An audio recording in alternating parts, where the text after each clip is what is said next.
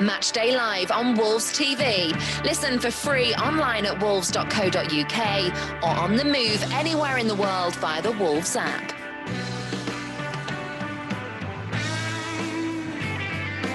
A very good evening and welcome to tonight's home of football. We are at Anfield for Wolves TV's Matchday Live Extra tonight. One or two technical issues, meaning we're a little bit late in starting. Apologies, but you can see joining us as ever, not too far away from me in the press box here at Anfield is the Hall of Famer Andy Thompson, and also future Hall of Famer Dave Edwards is with us, and Chris Iwelumo is here as well. There he is. Let's just get that in nice and early. Let's start as we mean to go on, everybody, because we're in a slightly good mood. Because before we get down to anything else and talk about the specific team news that we've got going on and some of the amazing guests that we've got joining us between now and kick-off, Nuno has confirmed to tonight's TV host Amazon that Raul Jimenez is back at home with his family, which I think we'd all agree, Tomo, is fantastic news to hear, because there's been a huge amount of concern about Raul after what happened last Sunday. So lovely to hear that he's been discharged and he's now back home with his family. Yeah, of course it is. So look, he looked horrendous last week, didn't he? So we all feared the worst when he stayed down, not much movement. But it's great news to hear that he's been released from hospital, he's back at home with his family. And now he's just got to spend his time just making sure he gets himself well and recovers. Yeah, first and foremost, Chris Iwelumo, it is about his health more than anything. The question will come later down the line about when he might be able to return. But for now, we can just be grateful that he is back with his family. No, spot on, Mikey. You know, absolute delighted that he's back home. Everything's went to plan. And like you say, just give him some time to recover, get himself kind of focused, family time, quality time to recover, and he'll be back. He's an absolute, he's testament as a man, a proper, true leader. He's been fantastic for the club, but as a person as well, he's really kind of integrated with the community, the football club, everyone from top to bottom. So I think everyone's wishing him well. I think some of the messages have been outstanding just from the football family, which has been good to see. And Dave Edwards, welcome back, by the way, to Matchday Live Extra. I know it's been a while since we've been able to get you on. Of course, you're still playing these days. From a player's perspective right now, it is concerning, isn't it, when you see something that happened to Raul Jimenez last weekend. There's been an awful lot spoken in the week about, concussion protocols and all this kind of stuff that goes from there. From a current player, how confident are you? You know the Doc Matt Perry especially, but in a playing sense, how confident are you that everything is in place to make sure that you as players are very much looked after in those situations? It's most definitely in place. I think the protocols are all there. It's just whether they are followed in the heat of the moment. And obviously, Raul's injury straight away, everyone knew it was bad. You look at David Luiz, probably shouldn't have carried on. But Looms will know, and Tommy will know that when you do get hit in the head in the game, and it's not as serious as what Raul's was, and you think you can carry on, you're screaming at the physio, I'm fine, let me carry on. But they have to make that decision on the pitch. That has to be taken out of the players' hands, because most players, if they're able to, or if they think they have the capacity to carry on, they will try and carry on. So it has to be a doctor and a physio to make that decision and take it out of the players' hand, because that's when problems really start to occur. Absolutely. As far as the performance last week, Tomo, without Raul Jimenez, certain players really stepped up, didn't they? We saw the goals from Pedro Neto and from Daniel Podence, and it was really encouraging to see, because those are the players that we've always been talking about needing to score more goals anyway. Yeah, exactly. So look, and it could have gone either two ways, but they responded absolutely brilliantly. As Conor Cody's come out and said that the win was for Raul Jimenez. But look, so I thought that the way that we played, the changing formation worked. The performances from the lads in front of them, the back line, so were brilliant. So look, it was exceptional the way that it worked. Neto, tireless again for Dents, especially for his goal as well. The little dink, what he did for his goal. It was just an all-round good performance, and deservedly got the 3 points. And I'm sure that Nuno's going to be very happy with that victory. So tough game today. what we've got. But say like on the back of that, they've got to have confidence. They've got to have confidence in there that they can cause a problem for any team. And Liverpool are a team what are a little bit shaky as well at the back with all the changes and injuries what they've had. And those three lads that we got on there are going to cause a problem, I think, this evening. Well, the big question mark was always going to be, how do you try and replace Raul Jimenez? The answer that we've had is that they are going to go simply with a front three of Adama Traore, Daniel Podence and Pedro Neto, with Ruben Neves coming in to the midfield. So it looks like it's going to be 4-3-3. Chris Iwelumo, your reaction to that, because it's my understanding that it'll be Daniel Podence through the middle, who of course is not a big number 9 that's going to hold the ball up. So what does that suggest about the way Wolves might have to go about it today? Well, I don't think it changes much, in honesty, Mikey, because let's go back to the Sheffield United game, the first game, you know, where you have the 3 in behind Raul Jimenez, and I know that he's the point man, and we have commented that how Raul he'll drop into that midfield line sometimes. Those 3 will have the freedom to actually rotate anyway. I think they'll kind of swap all over. They'll move all over that front 3, which is going to be an absolute nightmare for Liverpool to contend with. They're used to doing that kind of role in behind the Raul Jimenez. I understand that. The point man, his responsibility is to try and stretch the pitch and keep it big. But these are good, intelligent footballers. You know, you're looking at Neto, who's been out. He's outstanding at the minute. He's playing out his skin. Podence, he brings something different. He's an intelligent footballer. Defensively, he does his job. You know, and then Traore, he's that kind of raw, explosive talent that we want to get on the ball as much as possible, because more often than not, his delivery, his final bit of quality has been on the money. I think that front 3 is going to cause all sorts of damage, and I hope that's not the kiss of death. Don't forget Fabio Silva as well, coming off the bench last week as well. I thought he was outstanding. His touches, his link-up play was outstanding. Yeah. Well, that's the question. Is he a little bit hard done by not to get the nod to start today? I think it's just experience. I think, again, it's Nuno. It's good management. He's managing his player. He's went on. You've seen some glimpses of real quality, awareness. You know, his link-up play, his touches was excellent.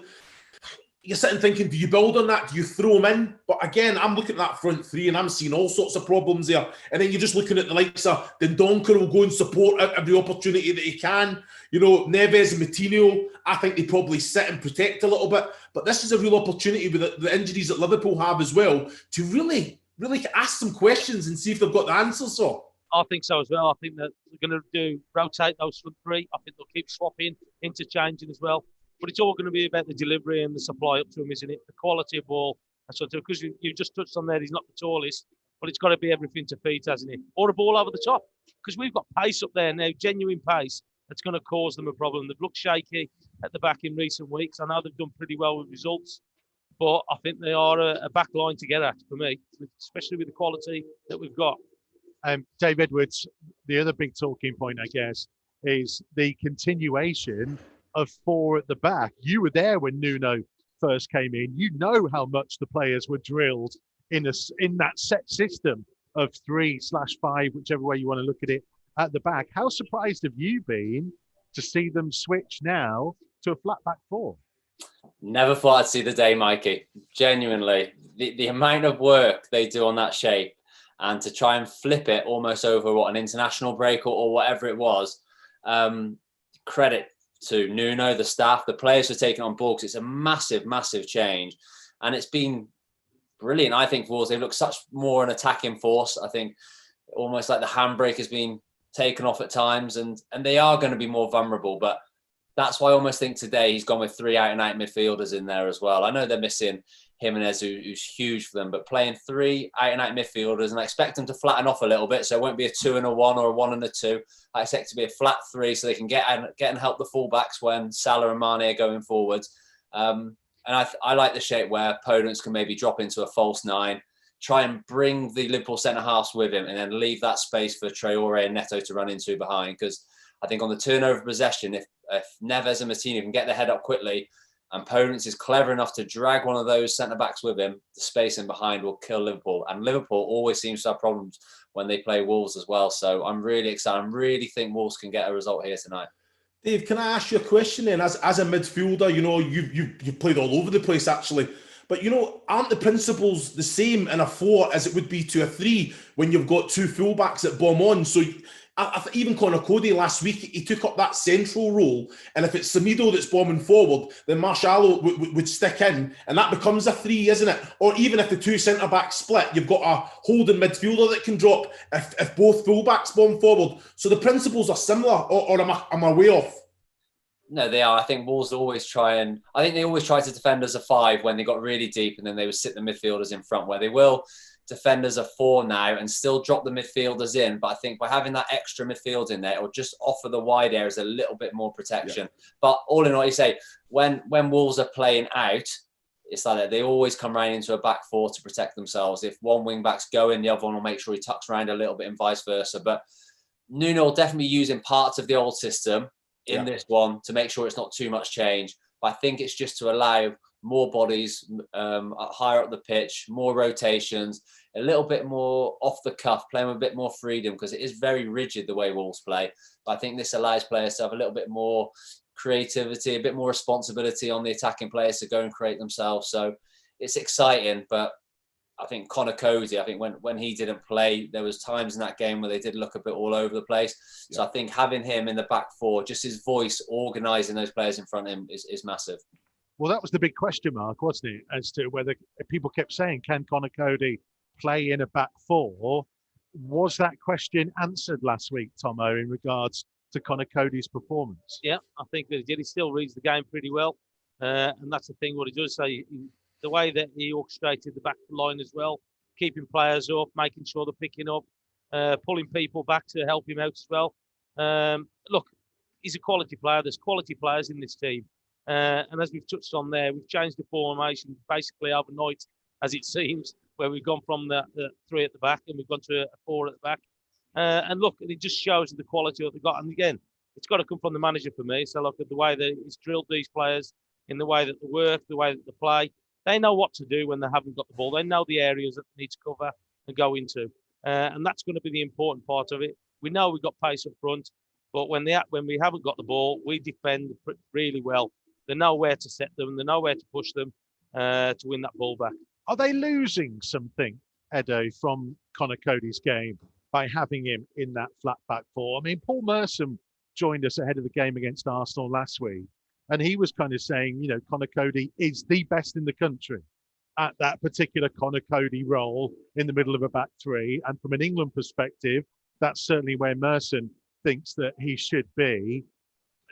Given the fact that he can't quite have the time and space to play those kind of passes that he normally would, are we sacrificing that side of his game in order to get advantages elsewhere? Yeah, most definitely. I think it's harder to do from the right side of defence rather than that central position where he can hit the balls both ways, because his favourite one is probably out to the right wing. And if he's already starting at right centre-back, there's not as much angle on that pass to make it happen. He will still pick out good passes and things like that. So you will sacrifice that side of his game. People had questions whether he was a good enough defender, if you like, to play in a 4. I think he definitely is, because what he'll do is he won't leave himself vulnerable. He'll talk enough to give himself a bit of protection. And then what I think he's learned really well is he defends that front post really well. You look when the ball's on his side and a cross is coming in the box, even when he's in the middle of a back 3, he would plant himself on that front post or middle of the goal. And the amount of clearances he gets for someone who's not overly big for a centre-back is incredible. So positionally, he'll be fine. He'll organise people so he won't leave himself too vulnerable. The only question is what the same question was when he's playing in a 3. Can he handle the physicality of someone pitting themselves against him? But I just don't think he'll allow himself to get into that position very often. Right, as you can see, have to shuffle in to allow people past us. Let's get our first guest on Matchday Live Extra tonight. Delighted to say we can speak to a man who was synonymous with playing for both Merseyside clubs, actually had an incredible successful period in England, and of course former Portuguese international as well. A big welcome to Matchday Live Extra to Abel Xavier. Welcome, Abel. Brilliant to have you with us on Wolves TV. Hello, Mikey. Thank you to have me. You know, a great memories, and I'm very happy that you invite me to be present to these special occasions with a lot of good memories, and also with a great football position to be. We obviously will get into some of our Portuguese players with you if we can do very shortly, but just how much are you looking forward to this game tonight? Because it should be a good one with two very good teams. Yes, definitely. You know, of course,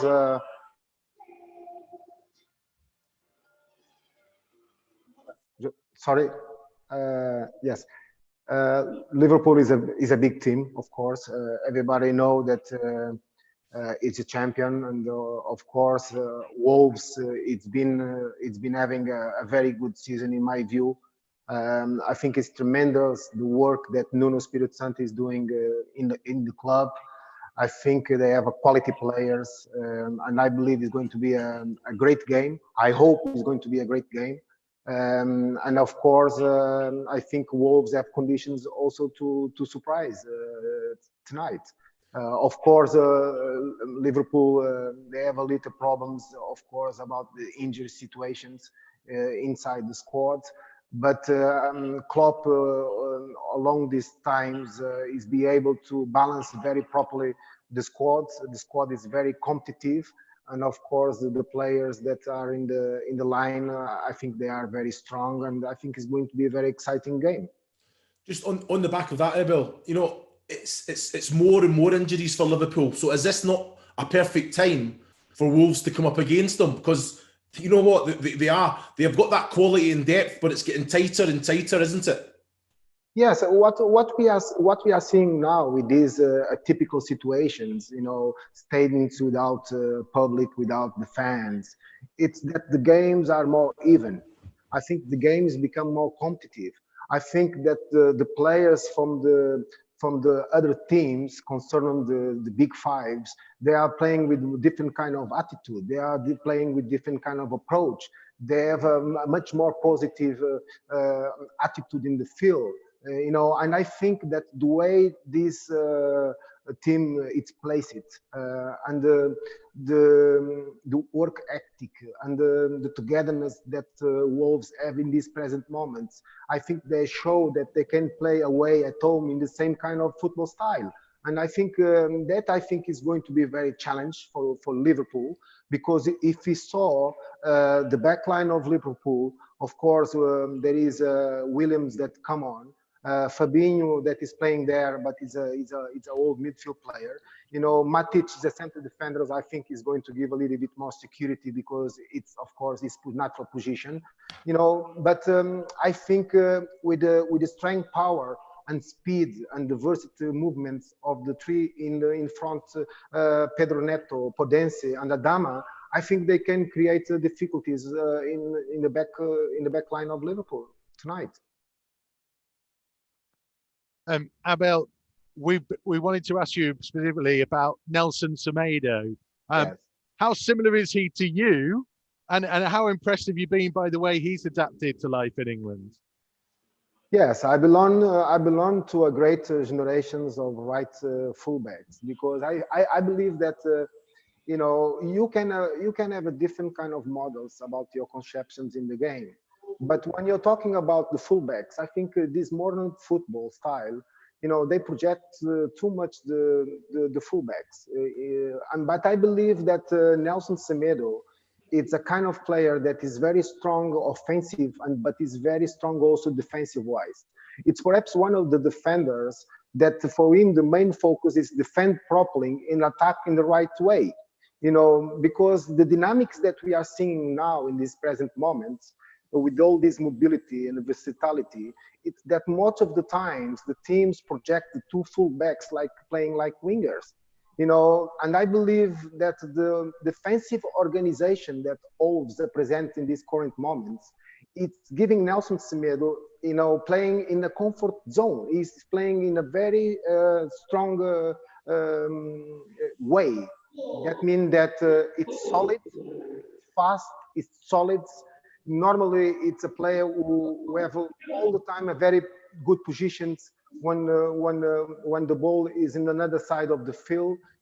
Tactical-wise, is strong, and I think he was a great addition to this solid team that Wolves present. Because I think that the main focus in a team who want to attack well, it's defend properly. And I think the defensive organization of Wolves, it's like the strong bone and the strong block of this team. You defend properly and you are able to attack fast. And I think it's identity. It's an identity of the game of Wolves. And when you have players like these, like Nelson Semedo in one side, and Marçal in another one, and you have two central defenders that they are, strong. Bolle, it's very good in the ball. I think with the Patricio in the back, that is also, have a leadership commanding style.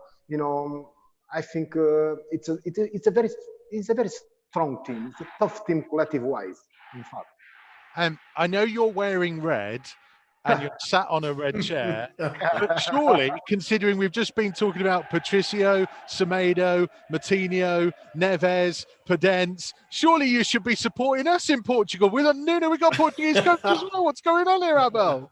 Tremendous. I love that connection. Tremendous. But in fact, I think in the right moment, and I think for David and Andy and also Chris, that we play in the different times. I think the most important thing is that we love to see quality players. We like to see, it doesn't matter the clubs, it doesn't matter the academies where they belong, rivalities in the sides. I think for any football player or any coach, we like to see quality players in the pitch. And I think that this night, I'm pretty much sure that we're going to have a game where the work ethic of the two teams are very strong. The intensity levels of the two teams are very strong because two coaches, they are very keen in that kind of aspect. But also you need to have also quality players that also is going to be involved.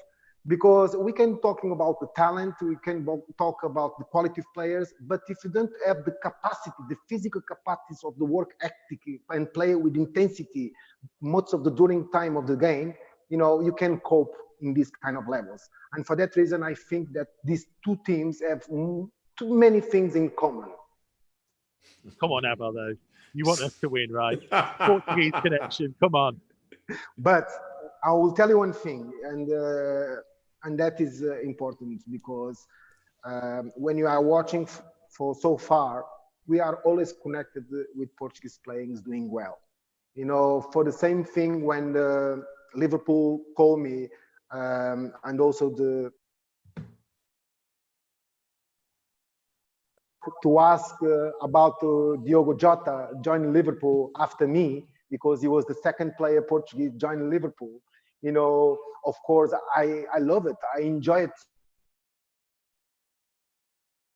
That he's doing so well in these present moments, because he created too much impact, and perhaps people was not expecting that he was able to impose so well in Liverpool offensive areas. It's the same thing for all the Portuguese players that Wolves have in the squad, because for some reason, and better than Nuno Santos know me very well, and I believe that Wolves fans, they are delighted. They are delighted because they are contributed to a competitive team. I care about them. I wish that all the Portuguese players, they keep producing the way they are producing, because I think they give also a great international image about football and Portuguese capacities. And we're talking about the coaches that are coaching. We are talking the players that are making impact. And I think it's a great image for Portugal as a country. Abel, it's been fascinating to have you on. We really appreciate your time. Thank you so much. And despite the fact you're wearing red, we know you want Wolves to win tonight. You don't need to say it. You don't need to say it, my friend. It's fine. I love that. Like, I want to tell you one thing. I'm wearing red, but my formation it's with green, because I start in Sporting Academy. For that reason, when I look for Wolves, there is a lot of players. They start also in Sporting Academy.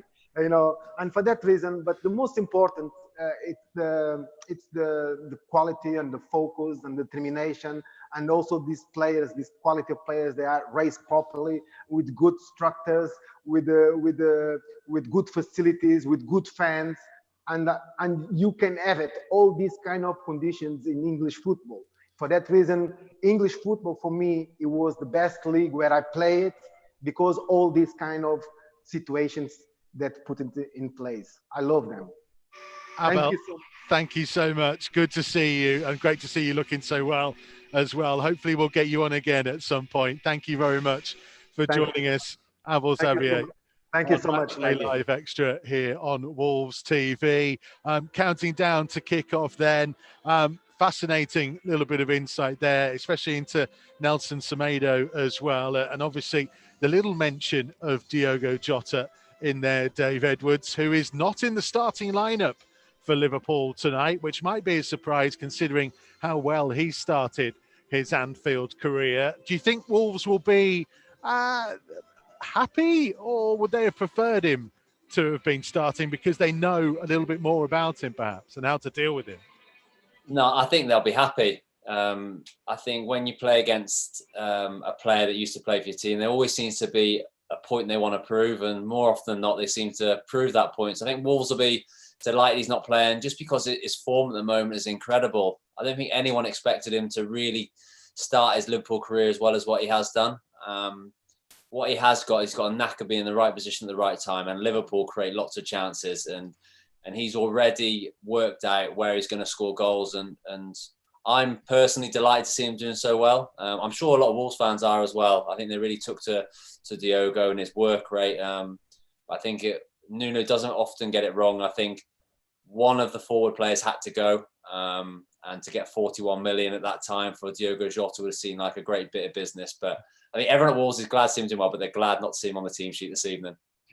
Yeah, he may come on from the subs bench a little bit later. Who knows? Let's talk about the strikers who are at Wolves at the minute, though, and we are joined by an absolute legend of a forward player for Wolves. Welcome along to Matchday Live Extra once more.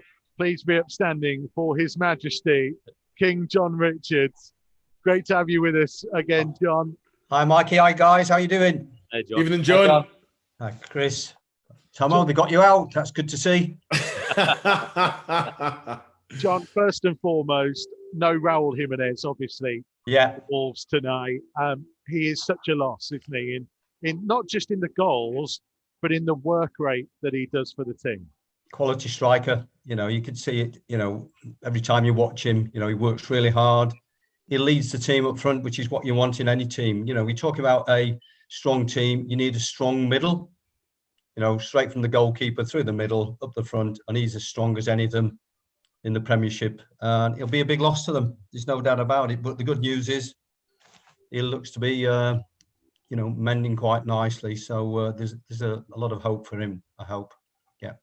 John, Mikey said that it's probably Daniel Podence that's going to be playing through the middle. Yeah. Do you think Nuno has to kind of instruct him to actually try and play in behind, play where the space is to try and stretch the pitch? Because that's something that Raul Jimenez does very well and does naturally. But all these three players, they want to come to the ball, don't they? They want to get on the ball. And it's so important that when two do, the other one's going the other way, isn't it?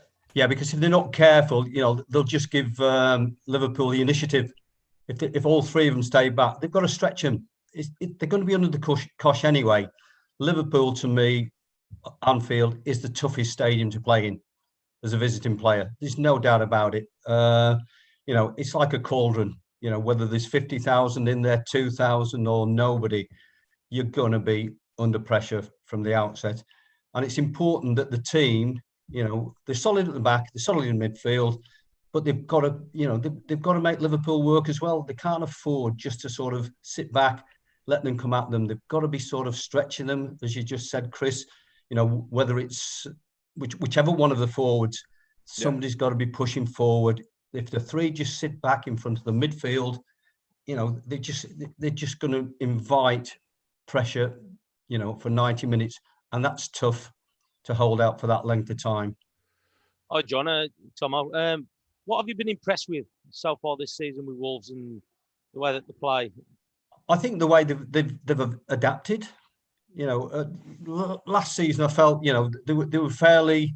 They've got the style. I'm not saying they were predictable because it was a great style they used to play, but I think they've varied it a lot more this season. I think Nuno's been brave to experiment, but I think the players have responded.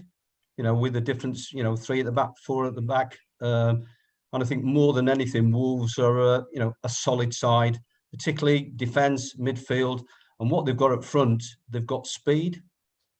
And I think today that's where they're, if they're going to win it, that's how they're going to do it. They're going to have to soak up quite a lot of pressure, but they've got the speed up front. They've got the skill up front to actually just get a winning goal, similar to what they did against Man City last season. They'll have to soak up some pressure. There's no doubt about it. It's a good Liverpool side, even without Van Dijk and Milner. But it's a case of the longer they keep it 0-0 or 1-0 or whatever, Wolves can always nick something late on in the game, and I think that's what's their strength is.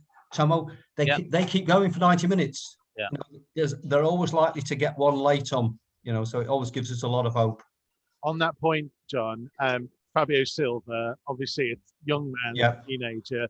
You were very young when you got your opportunity to go in. What would be going through his mind? He got a good length of time against Arsenal last week. He must be disappointed that he's not starting tonight. If he does get the chance to come on, what should he be thinking of to go and make his mark? I don't think he needs to make a mark, Mikey, to be honest. I think if he plays like he did against Arsenal, he played really well. He was a little bit nervous to start off with, but who wouldn't be? He's a very young lad. He's only 18, playing in the Premier League, one of the top leagues in the world, against some very difficult and quality players. I just think, as a kid, you just do it. And I think that's the type of player he is. I don't think you have any fear at that age. You're just hoping for the opportunities. And I don't think he'll mind being back on the bench. He's got a long career ahead of himself.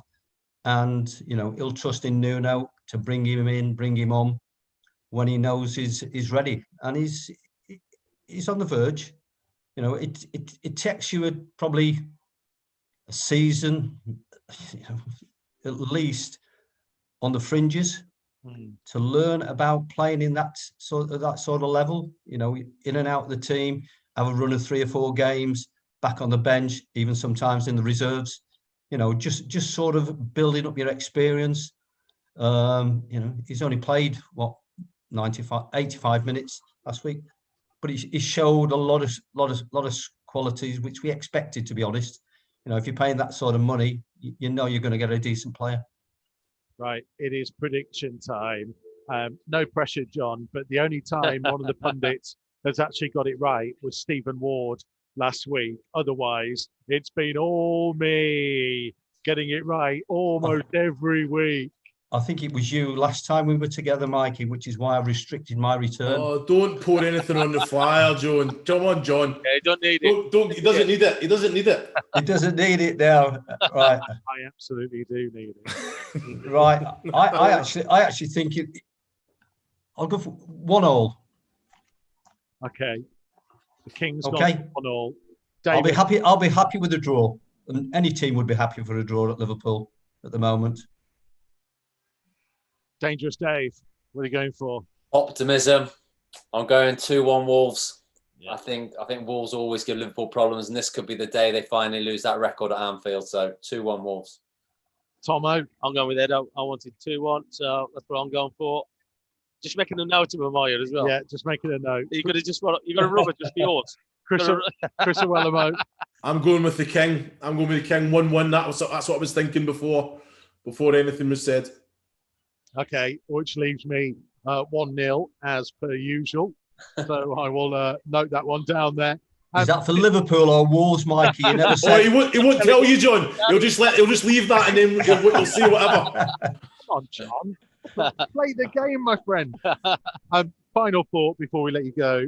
Are you actually confident tonight, John, that despite the fact that Raul Jimenez is a huge miss, that Wolves do have enough to challenge this Liverpool team. Yeah, without a doubt. You know, you look at the midfield, they've got a strong midfield. You know, you've got some good playmakers there in Neves, Moutinho, and I actually think the three lads up front, you know, you'd like any of those in your team. It's as simple as that. Any one of those three can break away, score a goal. You know, if you get the two or three of them working together, they're going to cause some problems. And I think, you know, that's where Wolves' strength lies as well, having a solid defence, solid midfield, and really some very sharp front people. Wolves are just about to come out. Dave Edwards, just a final point on that midfield that the King mentioned. It's going to be key in there, isn't it? A 3-on-3 battle, really. Yeah, and say John didn't mention Dendoncker. I think has probably been the standout midfielder for Wolves this year. I think he's made himself undroppable. And like I said earlier, there's going to be a lot of work for them boys. And I think having Dendoncker in there, especially, and Moutinho, who still has his legs, they're going to have to help the fullbacks out. They're going to have to stop those pockets appearing for Mane and Salah, and then try and join in going forward. And hopefully on that turnover possession, that's when you can see Neves' quality of his range of passing, setting away those three boys up front. Boys, thank you very much indeed. Thank you, John Richards. Great to see you. Okay, good to see you all, lads. Thanks, John. Nice to see you. Keep safe. Take care. More from Chris Iwelumo and Dave Edwards to come on Wolves TV Matchday Live Extra. But the players are out. Don't go anywhere. Commentary is coming next.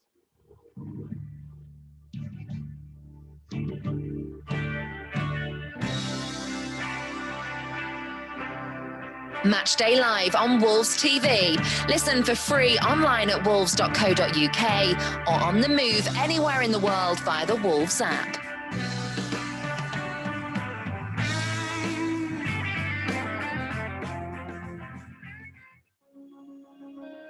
The Old Goal Club has a new series, My Golden Game.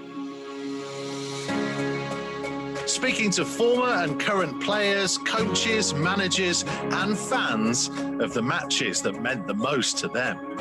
It's a club who I have in my heart, and I always keep following it. I'd been back to Molyneux on a few occasions, and I'd never got a good reception, and that hurt me a little bit. Not that I thought I deserved better, but maybe because of those two games against West Brom, where I scored 4 goals in 2 appearances. Check out the series so far, featuring the likes of Jodian Lescott, Kevin Doyle, Neil Emblem and Dennis Irwin. I was absolutely delighted when they came in for me, and even more so when after having a tough first 4 or 5 months that we were on a bit of a roll and ended up playing in this fantastic game. Old Goal Club, My Golden Game, available now.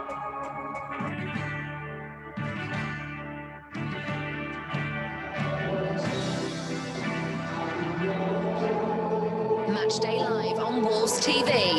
Listen for free online at wolves.co.uk or on the move anywhere in the world via the Wolves app.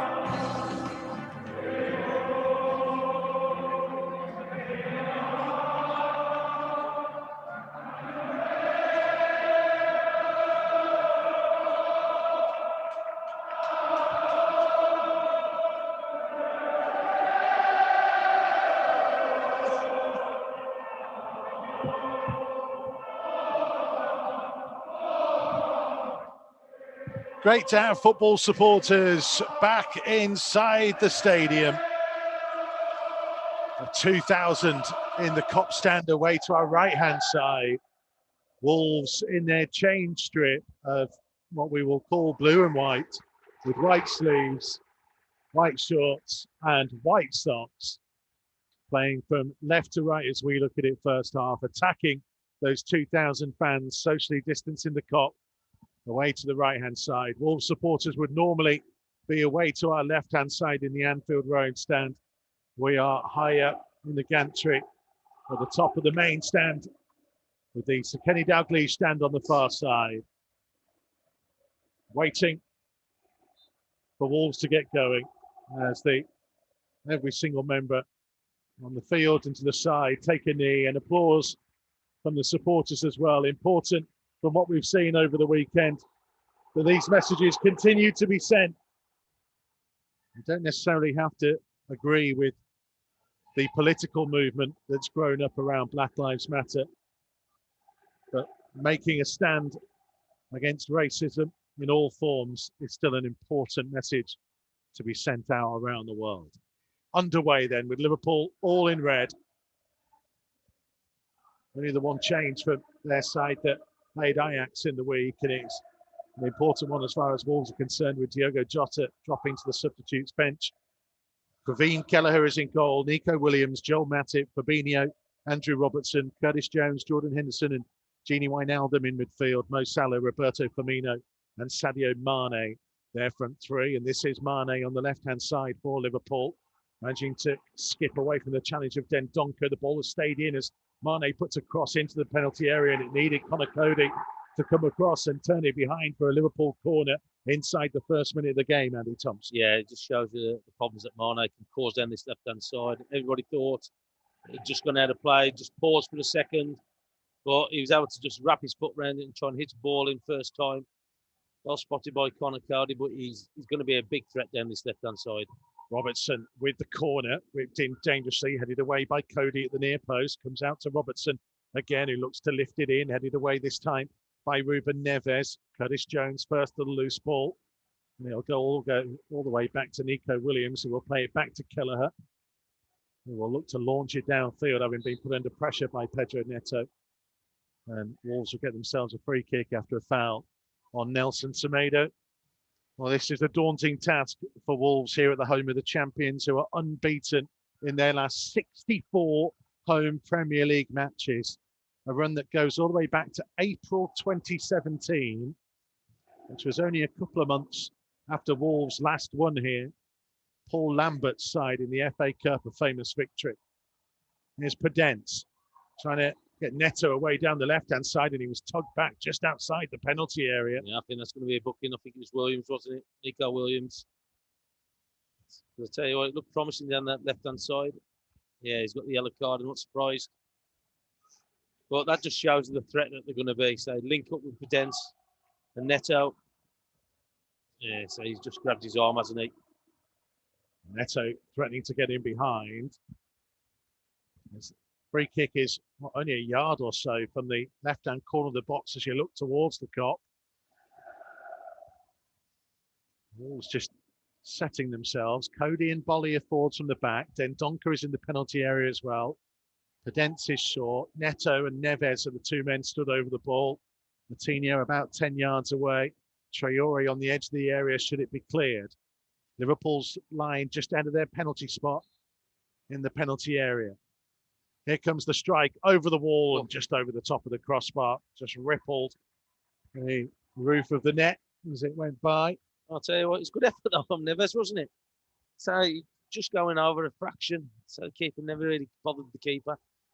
It just shows you the confidence that he's got, that he's willing to have a go. It's been a while since he scored.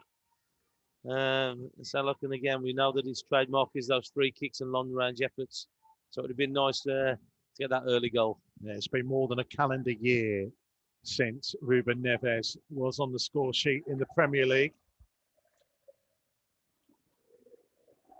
So we've just been handed a couple of programmes. That's nice. I've been collecting programmes and team sheets from these games. We may well do some kind of a giveaway at some point on Matchday Live Extra. I know many of you would have loved to have been here and experienced it. And with fans back in here now, hopefully it won't be too long before Wolverhampton can get itself downgraded from Tier 3 and we can welcome some of you back at least to Molineux. I think it's just great that they're starting to get fans in. So it's a shame that we can't let anybody into the Molineux at the moment because of the tier system. But again, you want fans back. You want your fans to come and watch your games. There's Salah down the right-hand side for Liverpool. Midway inside the Wolves half, looking to run direct, and it needed Moutinho to come across and get a touch to the ball. Out of play for another Liverpool corner. We are 4.5 minutes into the game at Anfield here tonight. Everybody back defending in those sky blue shirts. Corner right-footed from the right. Drilled high towards the far post. Then Dendoncker got the header away. It'll be lifted back in by Robertson. Another header away by Cody. Neto for Moutinho, who's trying to set Podence away, who will chase it over the halfway line, but Nico Williams there first. He plays it back to the goalkeeper. So with the keeper coming in as well, so look, it's an opportunity to test him, isn't it? Try and get at him, try and get efforts at him. There's Traore on the right-hand side for Wolves, looking to run at Sadio Mane. Continuing on, could be yards from the corner flag, attempted cross, hits Robertson and goes behind for the first Wolves corner of the game. Yeah, so look, again, Traore would say, look, that's one thing that Liverpool always do, isn't it? Salah and your Mane's, your wide people, they work back, they help the fullback out on numerous occasions. Similar to how we play, so like we get our lads to help us out as well. But promising there for Traore, just going at him. Neto over to take the corner, left-footed from the right-hand side. Moutinho is short, less than 10 yards from him on the touchline. Liverpool plenty back to defend. It goes to Moutinho. Here's Neto on the overlap. Left-footed ball cleared away at the near post by Wijnaldum. Marçal fancied a strike through the bodies, couldn't quite get it through, and Liverpool suddenly trying to hit on the counter-attack. They've got bodies pouring forwards. Wolves need bodies to get back here as Jones is allowed to continue on his run into the danger zone. Just being held up enough by Ruben Neves. That's brilliant play from him. So he's just run 60 yards, and I'll tell you what, he's not dived in. He kept his ground, defended really well, pushed him out wide. So it's brilliant from him there. Marçal's clearance in the end. It will come back though. Nico Williams. Jordan Henderson leaving it for Mo Salah. Nico Williams again. Back to Matip and across to Fabinho as a makeshift centre half. Andy Robertson back in field to Fabinho. Wolves getting back into their shape. So unusual still to see them as a back four rather than a back 3 or 5 as Salah can't control it. It's a Wolves throw midway inside their own half. But we did see a couple of times last week, didn't we? And I'm sure I'll give Yanni a little bit of a shout here. He saw that the Traore just dropping back a little bit. So he got his thumbs up for me. don't give him a shout. He was getting shout outs on Soccer Saturday yesterday. He doesn't need any more. There's Moutinho for Wolves to Marçal. Play it all the way back to Connor Cody. A couple of yards outside the penalty area. Then Donker came short to Moutinho. Back to Cody. Will be pressed all the way. Tries to sweep it high for Semedo, but not enough room. Here's a Liverpool throw right in front of Nuno's technical area. See, that's the only thing, isn't it, with the 4 at the back? They play 3 up front, Liverpool, and all 3 of them all of a sudden just then start to push up and it just stops or restricts the lads from the back playing the ball out. Matip for Fabinho. Curtis Jones. Into the feet of Mane. Back to Curtis Jones on halfway. Into Fabinho. Switch to the right hand side to Jordan Henderson, who's dropped deep, the Liverpool captain. Carries the ball over the halfway line.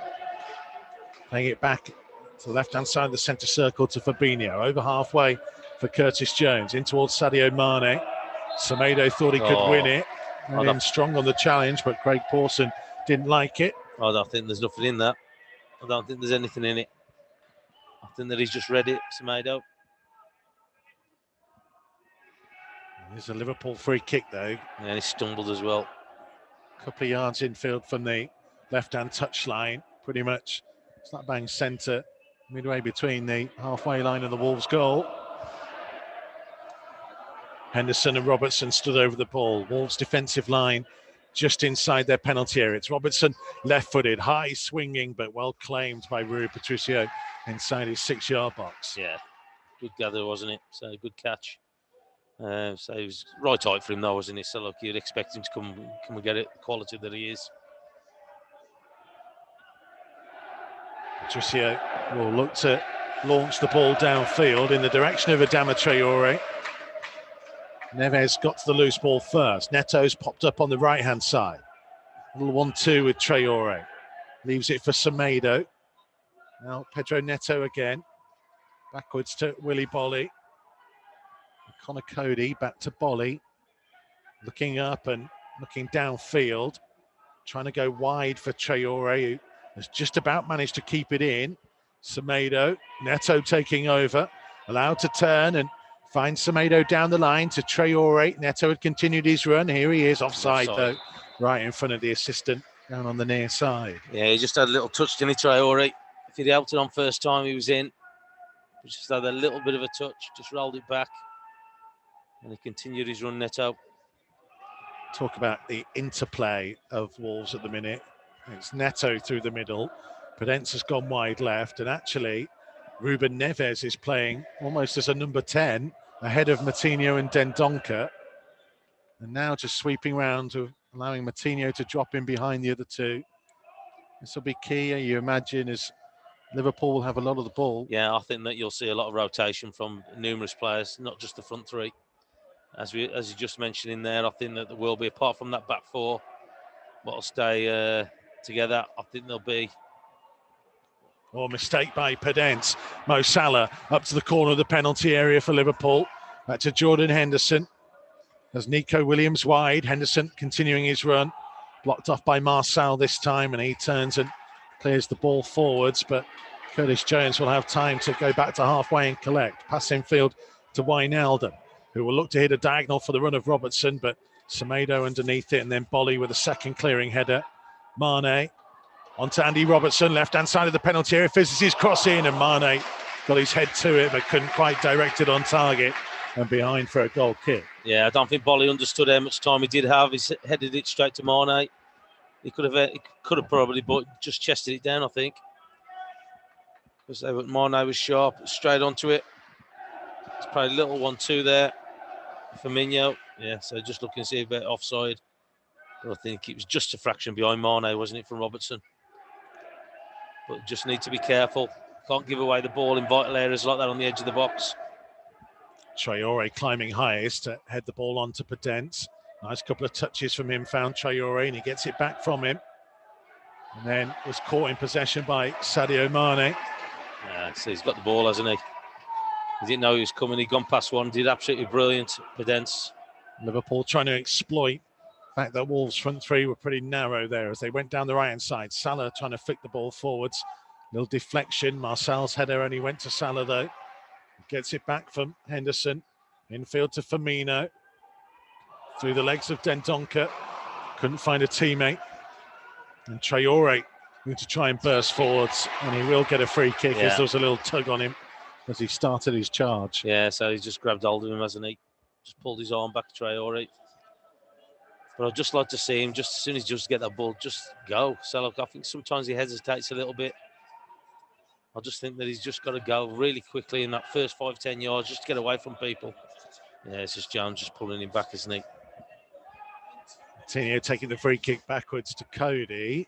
Way inside the half to Matinho, to Cody. Salah trying to block off his route, but Cody did well to work it wide to Marçal. Down the line for Neto. Infield to Podence, who's back in a central position. Dendoncker, Neves. Oh, lovely first time. Swept ball out to Traore on the right-hand side. Here's Adama Traore trying to beat his man and lift his cross into the danger zone. Just evaded Neto. And Jordan Henderson tracking back, able to play it off Ruben Neves for a Liverpool throw. Yeah, that was a shame, wasn't it? Because it was great build-up play. Just couldn't pick a player out in that penalty area. But it just, again, just shows you the range of passing that Neves has got, hasn't he? Well, we saw last week, didn't we? Yeah. Without having a primary striker, really, it was a Adama Traore cross. It's going to be another Liverpool throw down by the corner flag. They thought they'd got the goal kick, but Nico Williams being told by Craig Pawson he'll have to go back. We saw Dendoncker go on the end of that Traore cross that led to Neto's goal. But the thing is, I'd say all they've just got to do is just change the delivery up to them. All they've just got to do is just to feet rather than in the air. So look, we know that you can play that ball over the top or you can play to feet. And that's what you're going to be looking at. But again, it's say the quality that we've got, we should be able to do it. There is Curtis Jones, a little bit short, the centre circle. Right for Nico Williams. Back to Matip. Liverpool seeing plenty of the ball as we get close to the 15-minute mark at Anfield. Wijnaldum back to Matip. Looking to the right-hand side to Jordan Henderson, who dropped into the right-back position again. Plays it infield to Fabinho. Now for Gini Wijnaldum. Robertson is already a long way down the left-hand touchline. There's Fabinho. Will look to switch it out towards the right. Marçal will intercept with the chest and playing it to Matinho. Early up towards Neves, who's allowed to turn and was trying to play it to Neto, who had already strayed offside.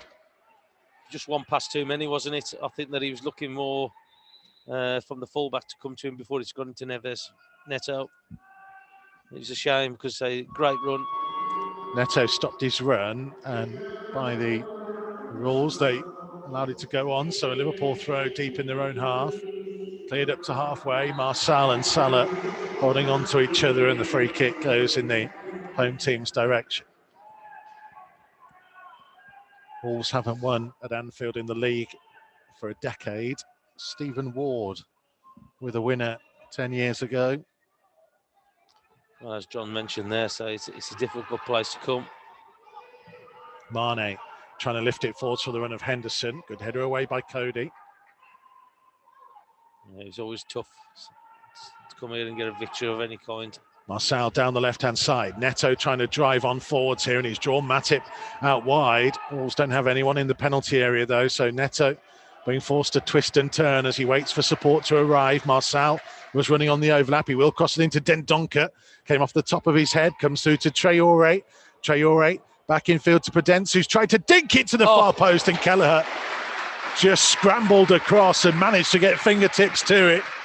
To turn it behind for a corner. It was almost an audacious goal from Daniel Prudence. Yeah, it was. So it's really creative with what he was thinking. He knew he had that in his mind. As soon as he had that little touch, just rolled it forward. They're even looking at the goalkeeper. So I don't know if it was going to go in. It was going to be close. Oh, it's going to be close. I think it might just have hit the inside of the post and the trajectory it was going on.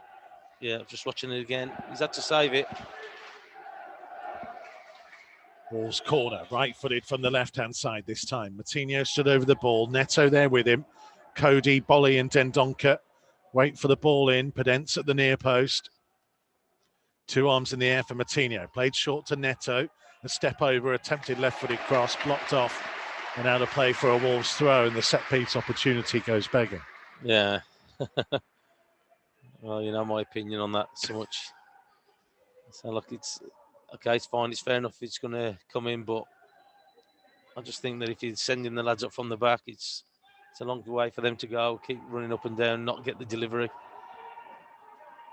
There is Daniel Prudence for Wolves, back into the centre circle to Bolly, who was under pressure from Mane. Neves couldn't control, and now the counter-attack is on. Liverpool breaking away down the right-hand side through Mo Salah. Switched across to Curtis Jones, edge of the penalty area. Andy Robertson racing up. He just had to check his run. Lifts his cross towards the far post. Mane trying to bring it down. Stumbled, fell backwards, and Marçal got it clear.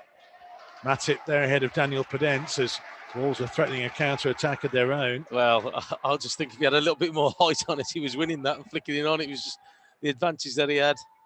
Matip, still had that height advantage, just bounced up nice for him. Liverpool in possession again.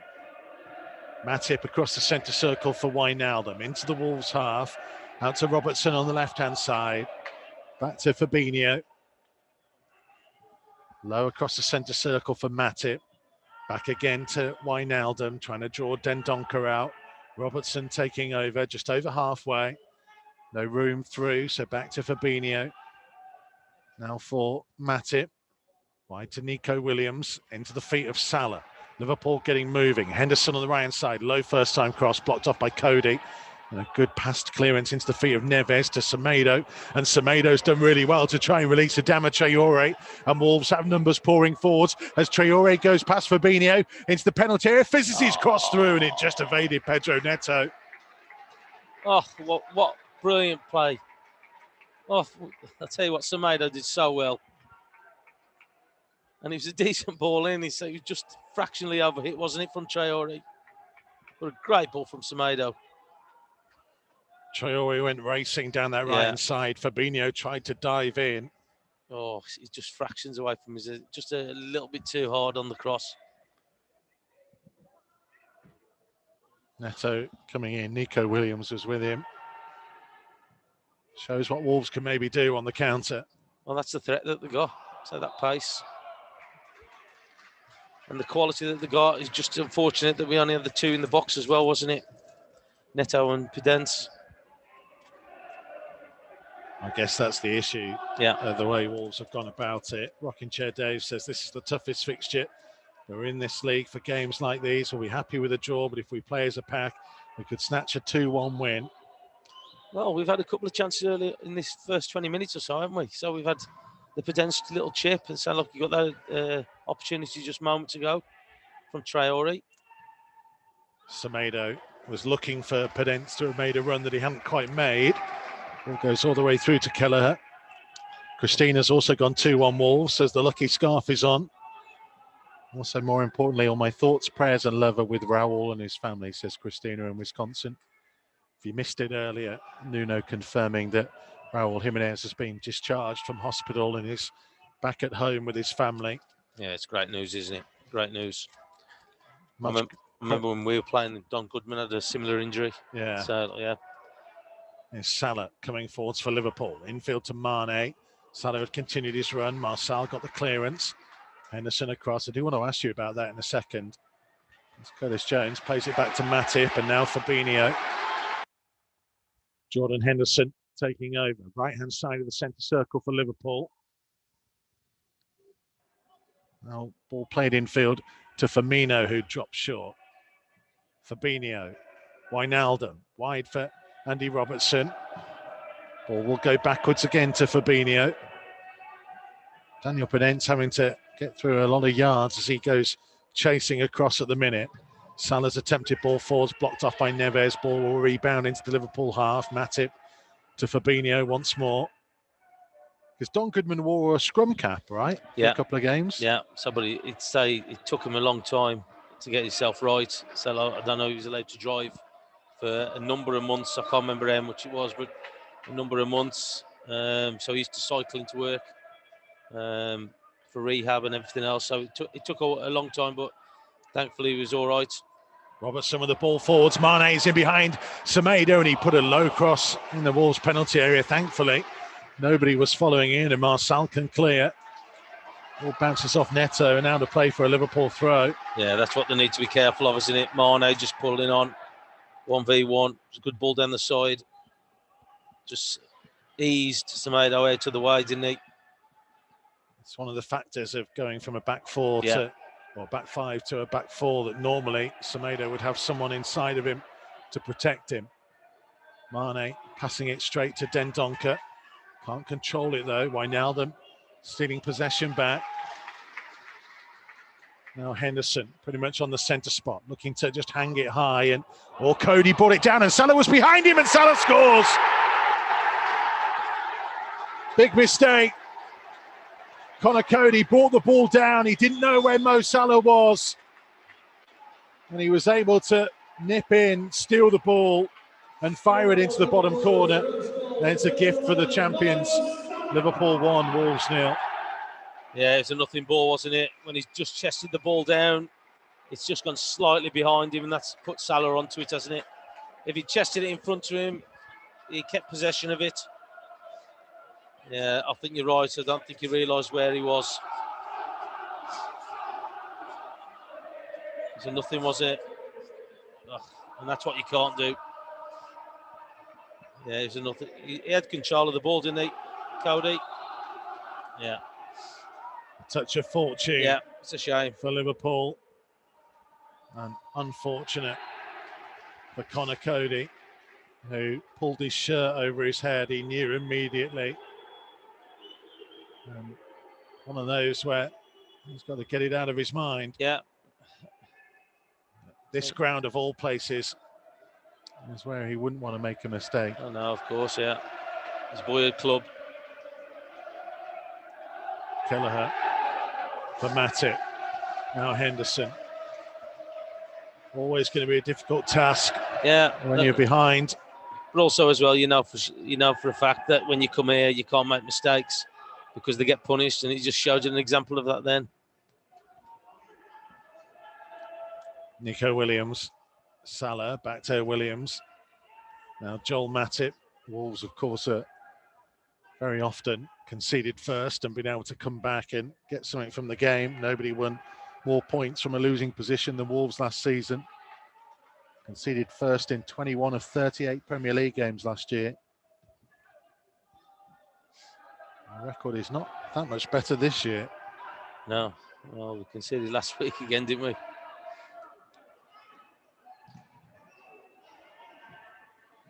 Henderson playing an awkward one back to Keller that Neto will chase him. Keller did well in the end. Henderson, Dendoncker couldn't quite nick it. All played forwards for Robertson, and his pass will go all the way through to Rui Patricio. I just think that you make your own look sometimes, and you're just watching some positions that we've got the ball. It's just not falling for us. It's just not rubbing, or the rub of the green, I should say, towards the ball. But again, it's not like you just got to try and make your own look a little bit. Just be a little bit more confident in your play, and they have been. So look, they've had a couple of opportunities. Unfortunate what's just happened to Conor Cody, but I'm sure somebody like him will just pick himself up and get on with the game. Here's Henderson for Liverpool. First real chance that Liverpool have had as well.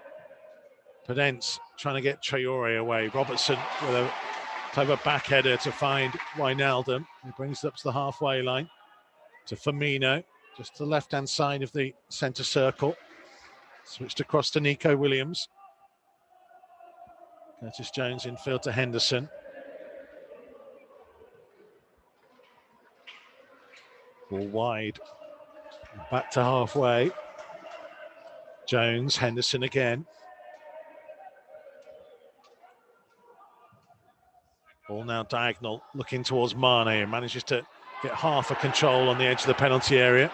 Battered into Adama Traore. Semedo came away with the ball. Neto was offside, coming back from an offside position.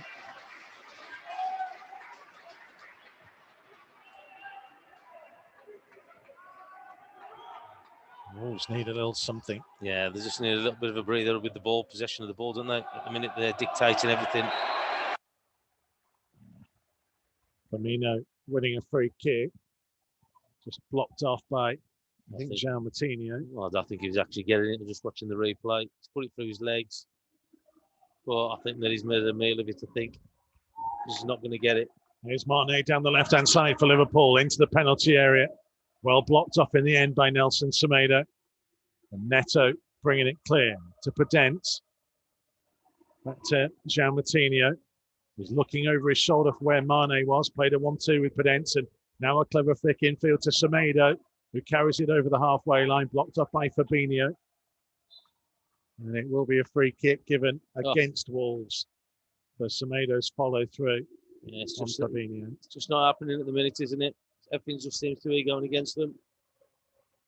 The 50-50 is the little contacts that they're getting with Liverpool players.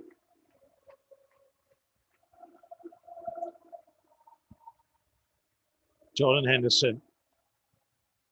Ball lifted forwards down the right-hand side. Marcel giving chase for Wolves ahead of Nico Williams, and he's seated behind for a goal kick.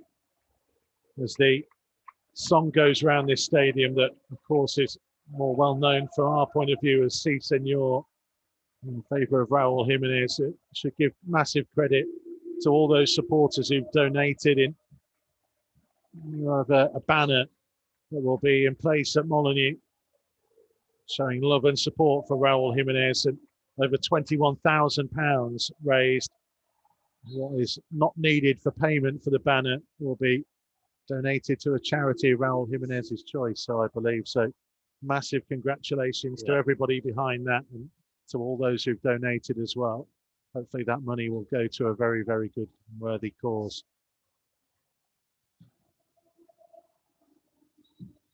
Brought back memories of the response from the Wolves fans, the community, the family, after what happened to Carl Akimi a couple of seasons ago. In tough times, the pack comes together. Nico Williams to Jones. Across the centre circle for Fabinho. Sadio Mane has come short. Dendoncker closing him off for the time being. Mane wide for Andy Robertson. Will play the ball infield to Wijnaldum. Back to Robertson again. Loose one backwards, but Wijnaldum was there just ahead of Podence, and it's worked its way through to Firmino. Salah was closing in. It needed Marçal to make a sliding challenge. And Neto has done superbly well to try and release Daniel Podence down the right-hand side here for Wolves. Podence runs into Fabinho and loses the ball. Yeah, so he just timed his tackle, didn't he? Fabinho, so look again. Good opportunity as well for Wolves. It's unfortunately just couldn't get there further up the field. Half an hour played at Anfield. Here's Sadio Mane again for Liverpool, up towards the edge of the penalty area. Pass infield that Cody puts his foot through to clear. Just got to try and pick somebody out, haven't we? I know we're just kicking it, but we're just getting it straight back to them. There's a few people in front of Conor Cody. He had time on the ball. Maybe it was that just an incident that happened a while back. Just made sure I'm just getting rid of it. There is Curtis Jones for Liverpool inside the Wolves half. Firmino to Henderson inside the centre circle. Trying to find the feet of Sadio Mane up against Semedo. Trying to go past him on the outside, checking back infield, playing a 1-2 with Wijnaldum and a low ball in towards the near post, and Cody making amends and getting across in front of Firmino. And Donker finding Traore up to Leander Dendoncker. He was trying to leave it for Traore, who's done well to hold on to the ball. Neves for Moutinho. Neto on the outside of him on the Wolves' left. Traore is racing to get in the penalty area. Neto going past his man, still going to the byline, and the goalkeeper plucks the ball out of the air at the near post. We've had some chances. We've been able to create something, and that'll give them the confidence that they need. Just need to do a little bit more frequent if you can, get a little bit more possession of the ball. 71-29 in Liverpool's favour in terms of possession at the minute. As Mo Salah comes forwards down the Liverpool right again, cutting infield on his left foot, trying to drill it in towards the runner Firmino. Cleared away by Bolly. Mane first to the loose ball though. There's a rather tired looking Pedro Neto, just about gets back over the halfway line. In the meantime, Nico Williams back to Jordan Henderson. Ball lifted in towards the run of Mane, who got across Semedo, but Semedo did enough to put him off, and it will be a goal kick. Yeah, he did enough, didn't he? Just got enough contact on him, I think. Stop Mane, just getting it towards the goal. Well, they do that really well, don't they? They have those little runs from the flanks, Salah and Mane, where they just run across, and it's difficult to mark. It's difficult to mark because you don't know if the fullback's going to pick him up or the centre half. Reminder, in the earlier games, Crystal Palace scored 4 times in the second half as they thrashed Albion by 5-1 at the Hawthorns. The Baggies had a man sent off in the first half. Leicester left it late to win 2-1 at Sheffield United. Mane up against Bolly, just holding him up for the time being. Foot in by Moutinho, but the referee is going to give a free kick to Liverpool. Tottenham beat Arsenal 2-0, by the way, earlier on. Just looked like Mane had positioned himself in front of Willy Bolly. He was trying to prevent the Wolves man from trying to get to the ball. So I'm just looking at the replay there. Okay, probably was a little bit of contact a little bit later on, but he turns, he plays it forwards. Yeah. Bolly's foot goes in. I think it is a free kick. Yeah. Leander Dendoncker was looking frustrated. Well, I think they are because of the amount of possession what they've had on the ball. I think they're frustrated because they haven't had too much. So Liverpool have closed them down and been able to get momentum from sustaining attacks against them. Just need to be a little bit more careful with that ball. Take a little bit more pride in it. Wolves trying to get the wall lined up. Jordan Henderson and Mo Salah stood over it. Fabinho is just behind them as well. It's just to the left of centre as you look towards Rui Patricio's goal. 35 minutes played. It's Salah who goes for goal, and a comfortable take by Patricio stepping to his right-hand side. Yeah, he did. So, like I say, he was going to be a little bit far out, wasn't he? Not enough pace on it either. Made it a little bit more. Well, made it look comfortable, didn't he? Patricio. And his 101st Wolves appearance tonight, Rui Patricio. He's kept 31 clean sheets in that time, which is not a bad record at all. No, it's not. No, it's not. He's a quality keeper. He's a quality keeper. There's no doubt about it. We spoke about him last week, and he has got better. I think he's improved, even though he's got all that experience. I think he has improved since he's come out.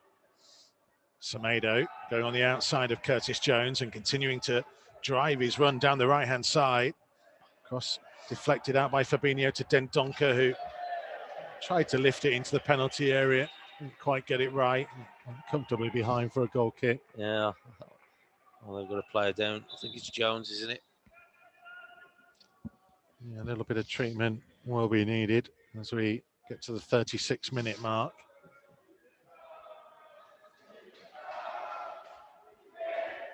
So it is, despite the fact that they're not Wolves voices, it is just quite nice to have some noise in the background.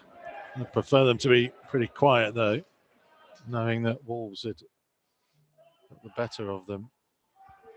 Not to be at the minute, trailing by a goal to nil. Mo Salah capitalising on a very rare, it should be said, mistake by Connor Cody. Yeah, it was. It was. Very unlike him, isn't it? Just seeing it again here on the replay. On the little TV screens in front of us. Yeah, I'll just think if he chested it down anywhere but where he did, he wouldn't have got it. But say it's just fell nicely for him. He's just had a gamble. Salah. Just looking at Connor Cody's face there. Does he need a shout? Does he need telling that Salah's behind him? Because he clearly can't see him because he's out of his peripheral vision. Yeah, I think he probably just needs a shout. But Salah, I think that he's just probably miscontrolled it. I think he's tried to chest it in front of him, and and the angle of his body, I think he's just come off him, and that's what's just gone into his path. But yeah, so you would hope that somebody's giving him a shout to notify him that there's somebody, that Salah's behind him. Curtis Jones up on his feet and gone to the side of the pitch. I was just checking. Nelson Semedo has played here at Anfield before. He was a second-half sub when Liverpool won 4-0 against Barcelona in the Champions League in May 2019. A remarkable game when Divock Origi's goal took Liverpool through 4-3 on aggregate. He was also a second-half sub in the game that had taken place in the Nou Camp preceding in the first leg.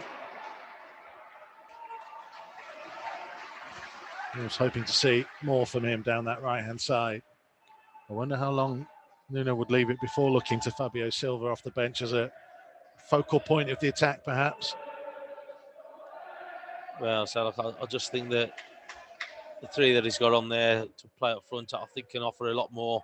I know we've got to have a little bit more possession of the ball, try and get the ball up to them. But you know the quality what them three have got. There you go again. So look, we're just giving away needless little free kicks, aren't we? So we're just letting people just get out of trouble. It's a throw in. Oh. Liverpool thought it was going to be a free kick. I think it was the assistant referee on the side over there. Flagged for a free kick, I think. It's thrown down the line. Martial is out-muscled by Mo Salah. Here comes Wijnaldum to Mane, lining up a dig from distance. Smacked into the face of Willy Bolly, who took a sore one there. Martial, in attempting to clear it, took a deflection off Nico Williams, who gets it on the right-hand side. His cross deflects towards the edge of the box. Firmino will have his pocket picked by Adama Traore, who draws the foul. The referee will just go and check on Willy Bolly here. Yeah, he got full in the face, didn't he, I think?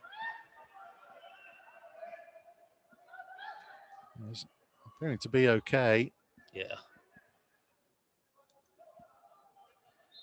Yeah, I said he's all right by the look of his, just looking at it there. Oof, yeah. Took the full brunt of it in his head. João Moutinho for Wolves. To Marçal, just over the halfway line. Trying to play it in behind for Neto. It needed a sliding challenge from Nico Williams. And Wolves will get the benefit of a throw deep on the left-hand side that Marçal will take. Neto in front of him. Pedence coming short. The ball goes towards Dendoncker. Did look a little bit like a foul throw, I have to be honest. That's what the crowd are annoyed at. Wolves have just about kept it in as they work it backwards. Here's Martinho from Pedence's pass to the right-hand side to Semedo. No one there with him at the moment as Semedo goes infield for one challenge. Pedence working it wide again for Martinho. First time cross, it was a dangerous one. Just headed away before Ruben Neves could arrive. And now Liverpool trying to hit on the counter again, and Martinho having to dig deep to try and get back up with Sadio Mane. Henderson, Robertson, Semedo, Bolly. It was Bolly who was challenging. Henderson playing it backwards to Matip. Out to the right-hand side, Nico Williams. Down the line for Curtis Jones for Liverpool. Up towards the corner of the penalty area. Forced away from it by Marçal. Williams, back wide again. All in towards Salah. Marçal winning the physical battle this time. Yeah, Pedence to Neto. Wolves have worked this neatly, and Neto again trying to just drive and use his speed and tenacity to work Wolves down the field, and he's done really well. A couple of yards from the byline, tugged down by Joel Matip. Free kick Wolves. Brilliant. He had no support there at all. He had to do it all on his own. He's got 3 Liverpool players around him. Did brilliant there, Neto. He had nowhere to go. Matip disagreed, and the 2,000 fans disagreed. Bit of contact. Had his left arm around the body of Pedro Neto. He's moaning, but there's been a lot of free kicks gone against Wolves for very similar. Bolly, Cody, Dendoncker way at the far post, but enter the near post. 2-man wall, just blocking João Martinho's route through.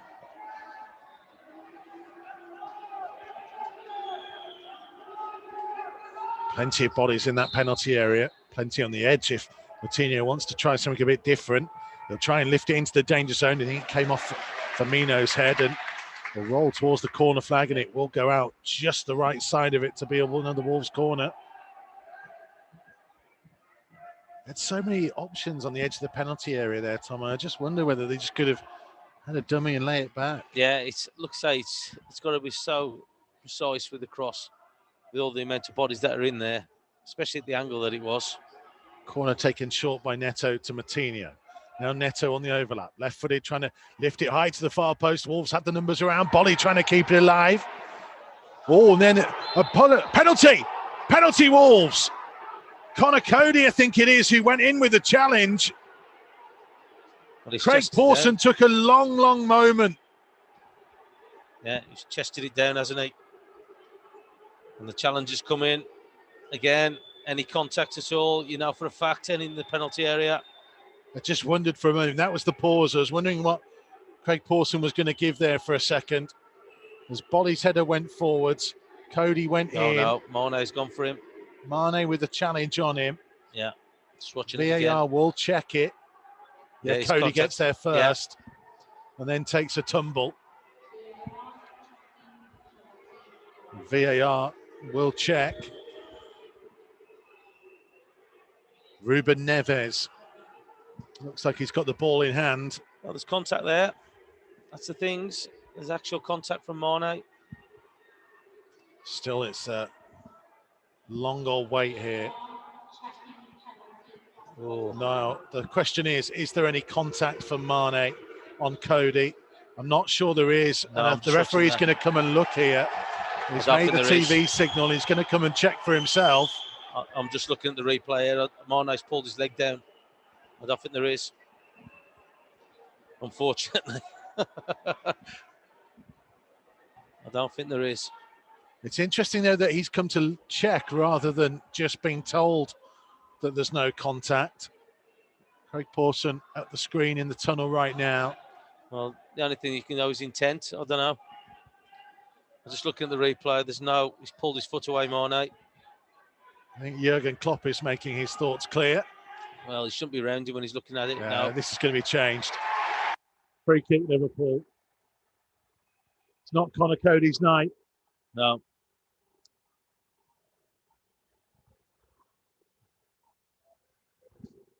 Let's So I don't understand why it's going to be a free kick though to Liverpool. The same. Why is it a free kick? Well, it may well be that they're just going to start with a drop ball rather than a free kick. That looks like that's what's going to happen. There you go, drop to the feet of the goalkeeper who picks it up. So no penalty for Wolves, but no penalty to Conor Cody either. We do well at VAR against Liverpool, don't we? Firmino. Was it 2 goals disallowed last year? Pedro Neto one here, and the decision given for Liverpool for a potential and ball by Virgil van Dijk in the build-up, and then debatable. Could have been offside for the actual goal. But I think, as biased as we are from the TV images we've seen, and you could tell by my hesitation at the time that we're a long way away, but it didn't seem like there was contact. No, it's difficult to see from here, but when we've looked at the replay, you can see Mane's not extended his leg out, has he? He's gone to kick the ball. He's seen Conor Cody coming and he's stopped, hasn't he? To be fair, he's done well to stop his leg going forward, hasn't he? Because any contact is a penalty, no matter what. Matip forwards.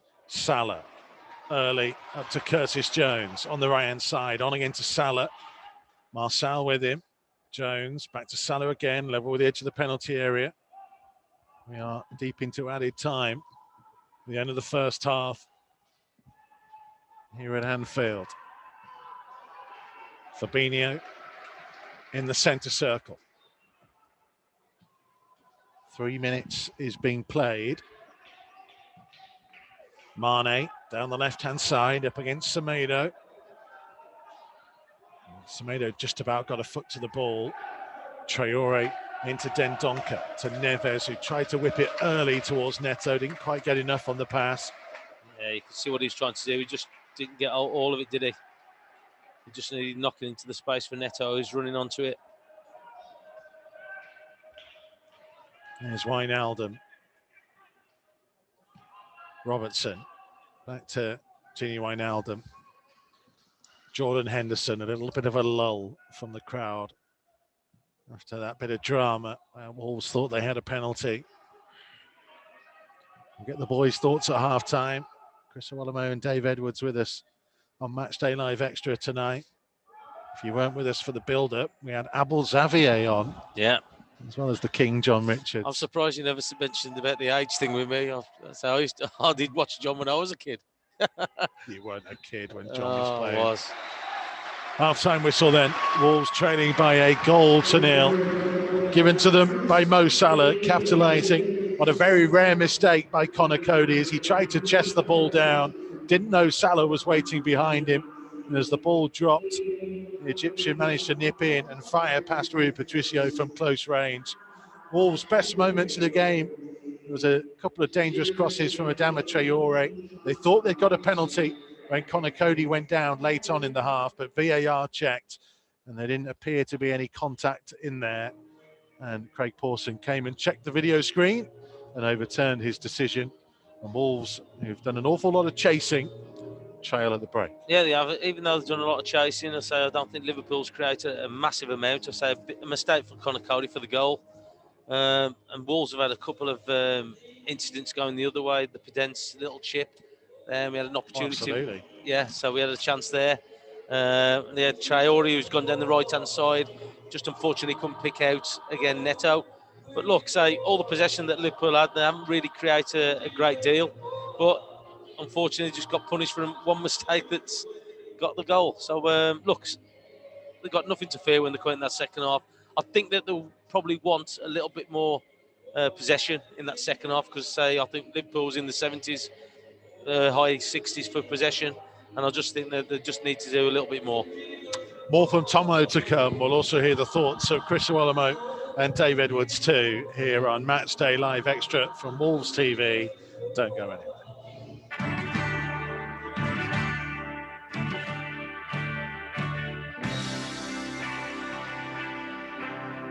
Matchday Live on Wolves TV. Listen for free online at wolves.co.uk or on the move anywhere in the world via the Wolves app.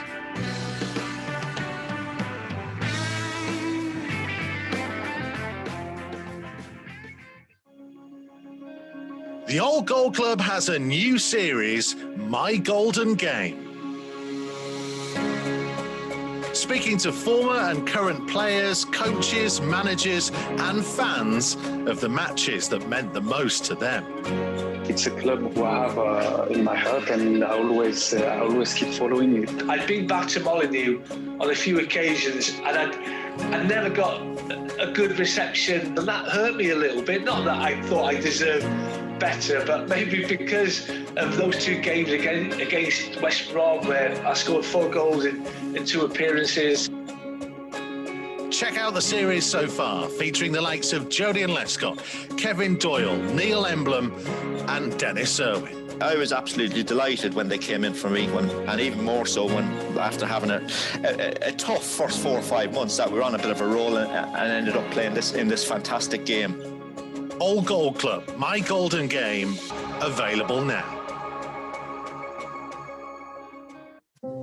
Wolverhampton Wanderers is a club with a bright future, but also a shining past.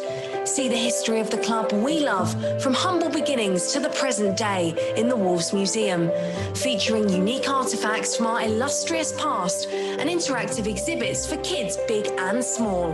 The Wolves Museum, open Fridays, Saturdays and Sundays from 10 a.m. Book online at wolves.co.uk or visit the ticket office. Wolves TV, the home of live uninterrupted radio commentary of every single Wolves game. Here it is! Oh, you beauty! But that's not all. Wolves TV also brings you extended and alternative match highlights, interviews with the team, behind-the-scenes features and training coverage, plus see every goal Wolves score from every angle. Jota on the volley, what a goal! That is simply stunning! So check out Wolves TV online at wolves.co.uk or on the move via the Wolves app.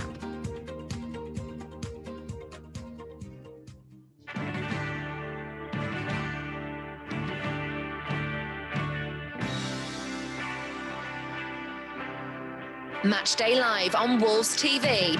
Listen for free online at wolves.co.uk or on the move anywhere in the world via the Wolves app.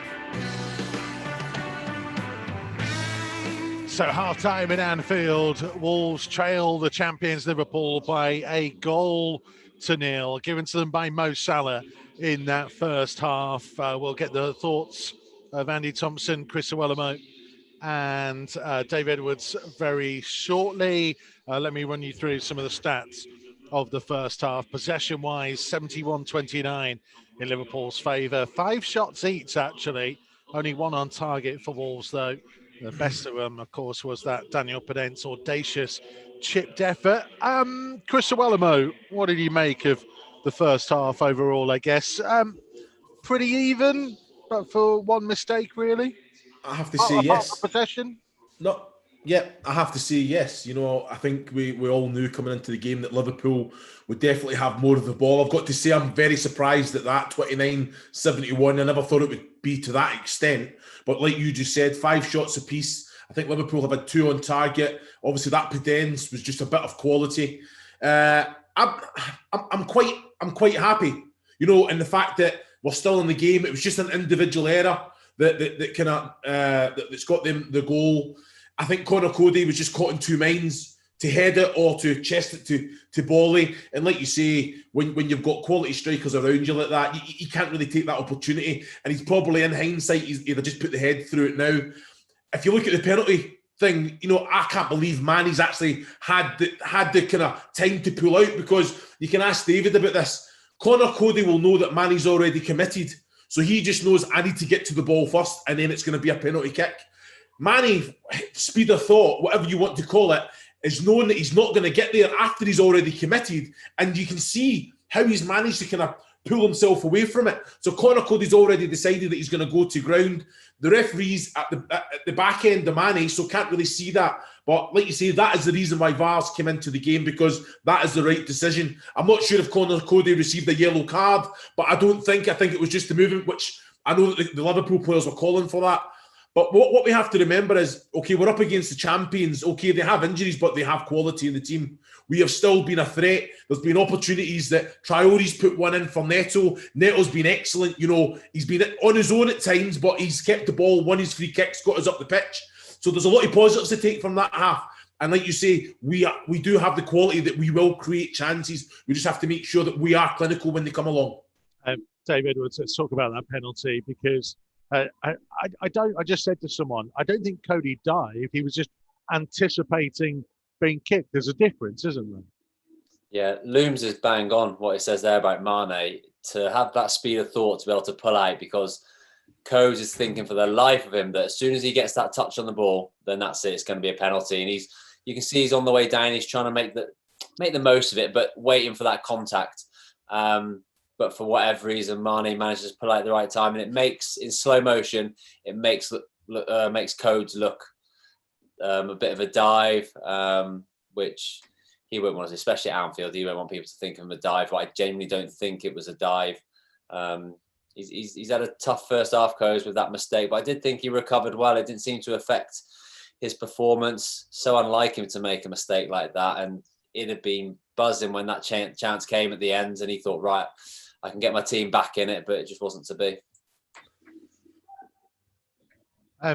Let's talk about the goal, because you mentioned the mistake, and you know, he has been such a consistent performer for Wolves, and I kept saying that it is very rare. How much of it do we think, Looms, is down maybe to the fact that it is a slightly different thing? We talked beforehand about 4 at the back, 5 at the back. You know, is he still playing in the terms of 5 at the back, where he maybe would have had a bit more time and Salah wouldn't have been right on his shoulder? No, you know, we've got to remember, Codes' position is a holding midfielder. He knows he's been in that position where he doesn't have time. He's got a striker coming on the back of him. It's just one of them. He was caught in two minds. And I know that everyone's going to jump on this, so we're playing at a 4. That's why that individual error came. It wasn't. He was just caught in two minds. You seen it. His head went up, and then all of a sudden, the body shape went. It's like he tried to chest it to Willy Bolly because he was coming back. But Salah, he's onto it. He was at that side of him. Salah's probably thinking, you know what? He's going to deal with it, head it, but I'm going to, because that's what good players do, I'm going to anticipate that he's going to do that. And you know what? Rightfully, the great first touch from Salah and finish.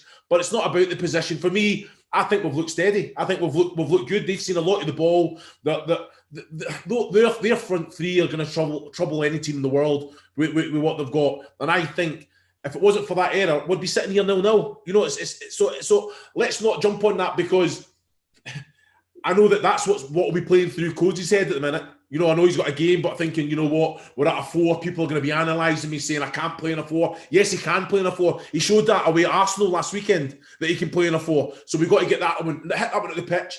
It's just one of those. It's a disappointing one for him, because he doesn't make errors. But to be fair, he's been caught out.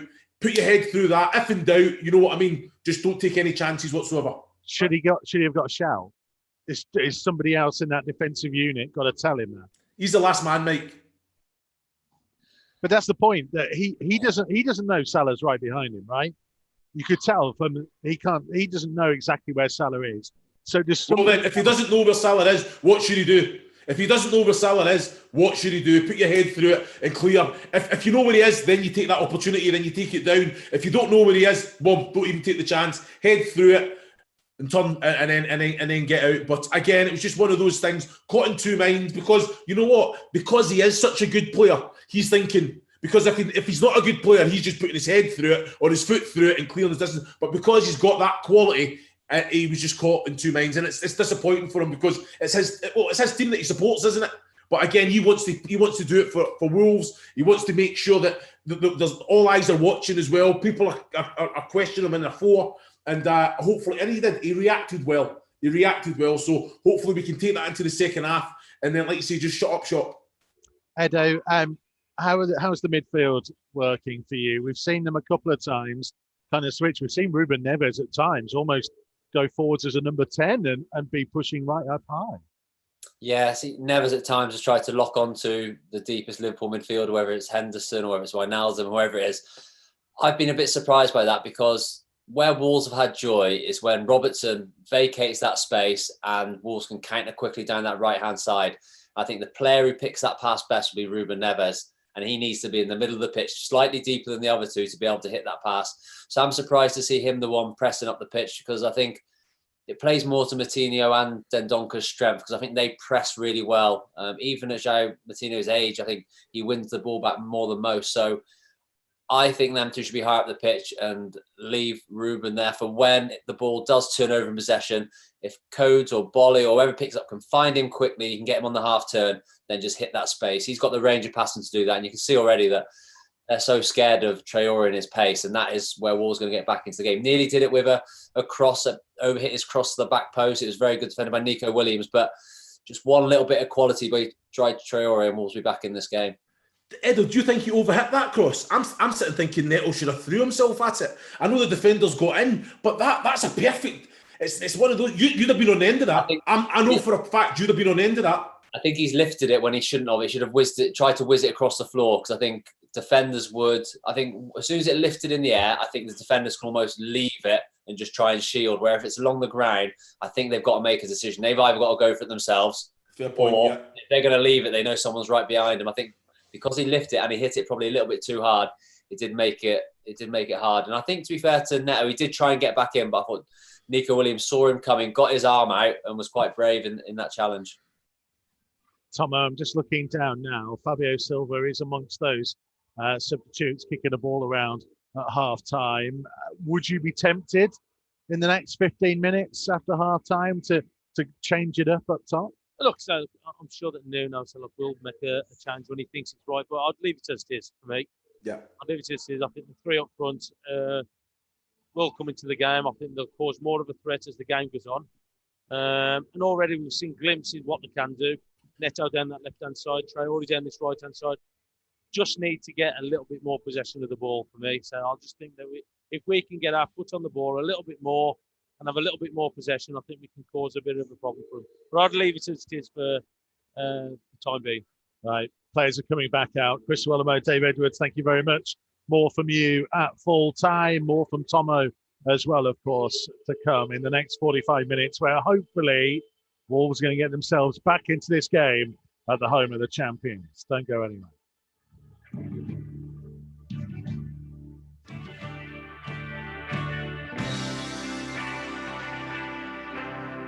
Matchday Live on Wolves TV. Listen for free online at wolves.co.uk or on the move anywhere in the world via the Wolves app. So we are nearly ready for the second half here at Anfield. Liverpool will get us underway. All in red. Wolves defending the Kop end away to our right-hand side in the second half, where the supporters are. As Curtis Jones gets us going again. Can Wolves find a way back into this game? That'll be the big question. Having potentially had that penalty first half that I think we all would have agreed was probably the right decision to overturn. There wasn't any contact. You heard the boys discussing how Sadio Mane has done superbly well to not actually make the contact that clearly Conor Coady thought was going to come. Well, you can't believe how he's pulled his foot out at the last second, is it? Because it was the last second, because he had the intent for his leg to go up, and just to pull away from it takes some doing. There comes Matip for Liverpool. They have Quivine, Kelleher in goal. Nico Williams, Joel Matip, Fabinho, Andrew Robertson, Curtis Jones, Jordan Henderson and Jorginho Wijnaldum in midfield. Mo Salah, Roberto Firmino and Sadio Mane. Their front three. Wolves with Patricio in goal, Semedo, Bolly, Cody, Marçal, Dendoncker, Neves, Moutinho, Traore, Podence and Neto. Podence is chasing down as Joel Matip has the ball. Jordan Henderson in the right back position, looking to stand it up forwards towards the run of Mane, who brings it down the edge of the box and strikes it straight into the waiting arms of Rui Patricio, who parried it down and collected it at the second attempt. I'll tell you what, that's some touch from Mane, but they've done that 2 or 3 times, haven't they, already? Where they've hit that ball. They need to have a think about what they're doing. Henderson just gets that ball and hits down the middle. The goal come from a similar kind of ball. Just need to be careful with that. Can't allow him to just bring the ball down there, Semedo. There's Neves for Wolves. To the right-hand side to Pedro Neto. Traore is on the left for the time being. Bolly across to Cody. 10 yards or so short of the halfway line, and Cody trying to hit a diagonal, and the referee is pausing for something here. I think he's got something wrong with his armband, perhaps. They need the technicians to fix. Yeah, is that his mic? What's on there, is it? Yeah, all the different stuff that comes through. I'll get it all checked. A little bit of a pause at the start of the second half, which is a shame, actually, because it looked like Wolves were just about to switch the play. Well, it was a great ball. Yeah, boy, wasn't it? So look, to that right-hand side with Neto.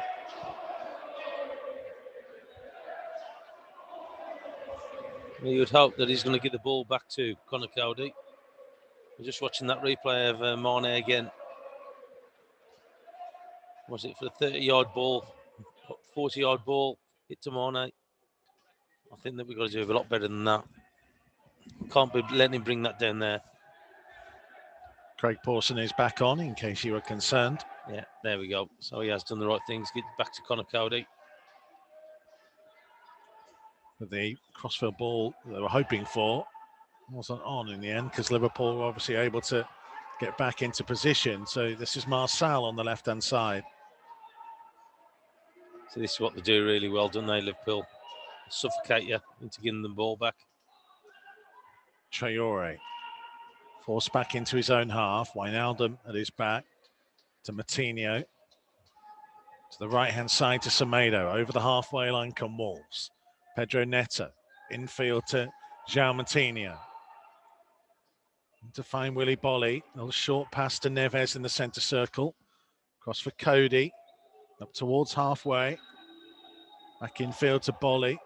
Now to Conor Cody again. A few little boos from those fans in the Kop. Wolves get themselves a throw. Nuno playing ball boy. Yeah, so they want to get his team up the pitch, get it on as quickly as possible. Marçal inching his way forwards and throwing infield towards João Matinho. He managed to work it out to the right-hand side. Here's Pedro Neto. Semedo is up on the overlap. Nelson Semedo with 2 touches. An inviting cross to the far post, but plucked out the air. The young goalkeeper he's making a name for himself in the last couple of matches. Well, he's left Adrian out, hasn't he? He's left him out the team, Adrian. So it just shows you what the manager thinks of him. Pedence stealing in, winning it back for Wolves, and now looking to set off on a little run. He showed too much of it to Curtis Jones, who plays it back to Kelleher. Matinho with a touch for Marçal over the halfway line. Marçal looking to run at Nico Williams, just lost possession of it. Liverpool have it back.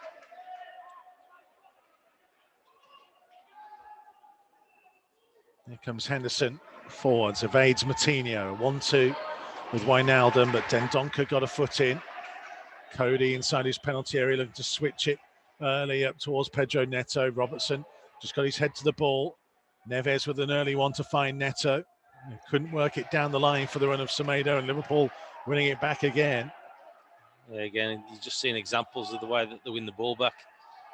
As soon as that ball goes out to their possession, they're straight onto it. Nearest man closing the ball down.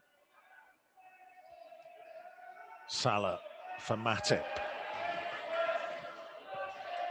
There is Curtis Jones down the left-hand side for Robertson. Back infield to Jones on halfway. Jordan Henderson to Fabinho. Matip bringing it over the halfway line, just to the right of the centre circle. Wide for Salah. 40 yards from goal, trying to lift it to the far end of the penalty area, and it comes through to Mane, who strikes it goalwards. Wide of the right-hand post of Rui Patricio, who was neatly worked by Liverpool. Teed up on a plate for Sadio Mane. And a striker of his calibre, his manager will feel he may well have done better. Yeah, I think he should have done better as well.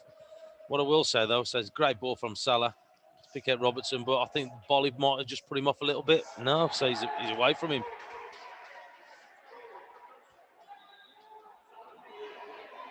Liverpool free kick, 10 yards inside the Wolves' half.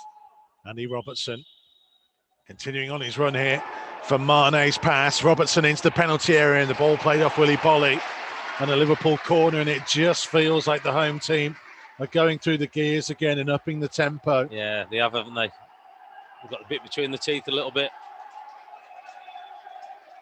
Playing towards that cop end as well where the fans are. Corner's taken short and quickly. Curtis Jones, right-footed cross, lifted into the danger area.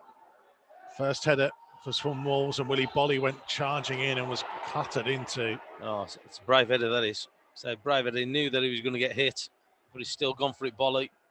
Fabinho, I think it was, that went flying into him. Well, he was always favourite to get the ball or just get there before Fabinho. It's a brave header from him. Then Donker with the first header, Bolly with the second. Rob Knight says, happy Sunday from Rob in Calgary, Canada. Great news about Raul. My best wishes to him for a speedy recovery.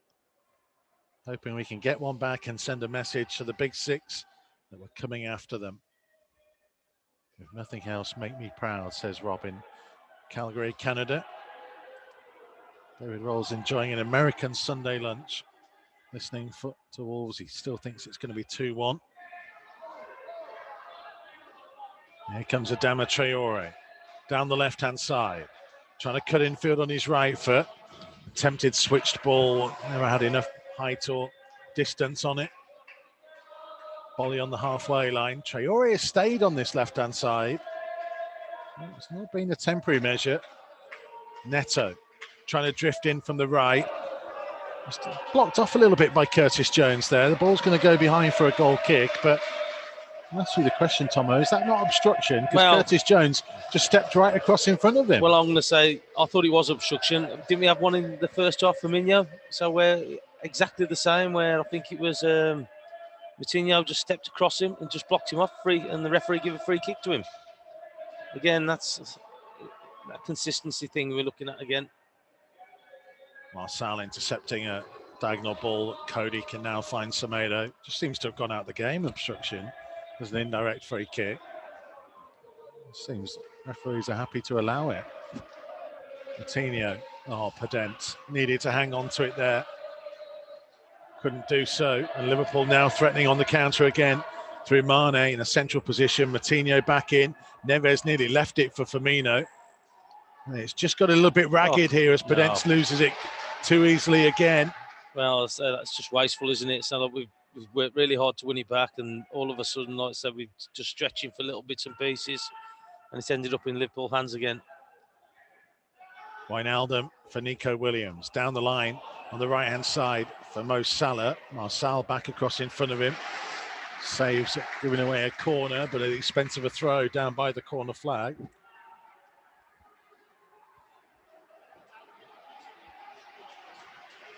Williams with a throw. Wijnaldum and Salah, the closest two to him. Nico Williams, 10 yards or so, just less from that right-hand corner flag. And in towards Firmino. Williams hanging his cross in, plucked out the air by Rui Patricio. He looks to roll it out to the feet of Neves. Ball was a little bit too far in front of Semedo, but it found its way to Neto. Still inside the Wolves half, back to Willy Bolly. Yeah, I just think that this, somebody's got to take the game scruff of the neck a little bit for Wolves. I think be positive with what they're doing, because at the minute they're not really threatening Liverpool. Traore having been found by Moutinho. A little bit of a trickery. Trying to run on the outside here of Nico Williams. Left-footed cross deflected behind for a Wolves corner. I think just things like that, just being positive, just getting at them.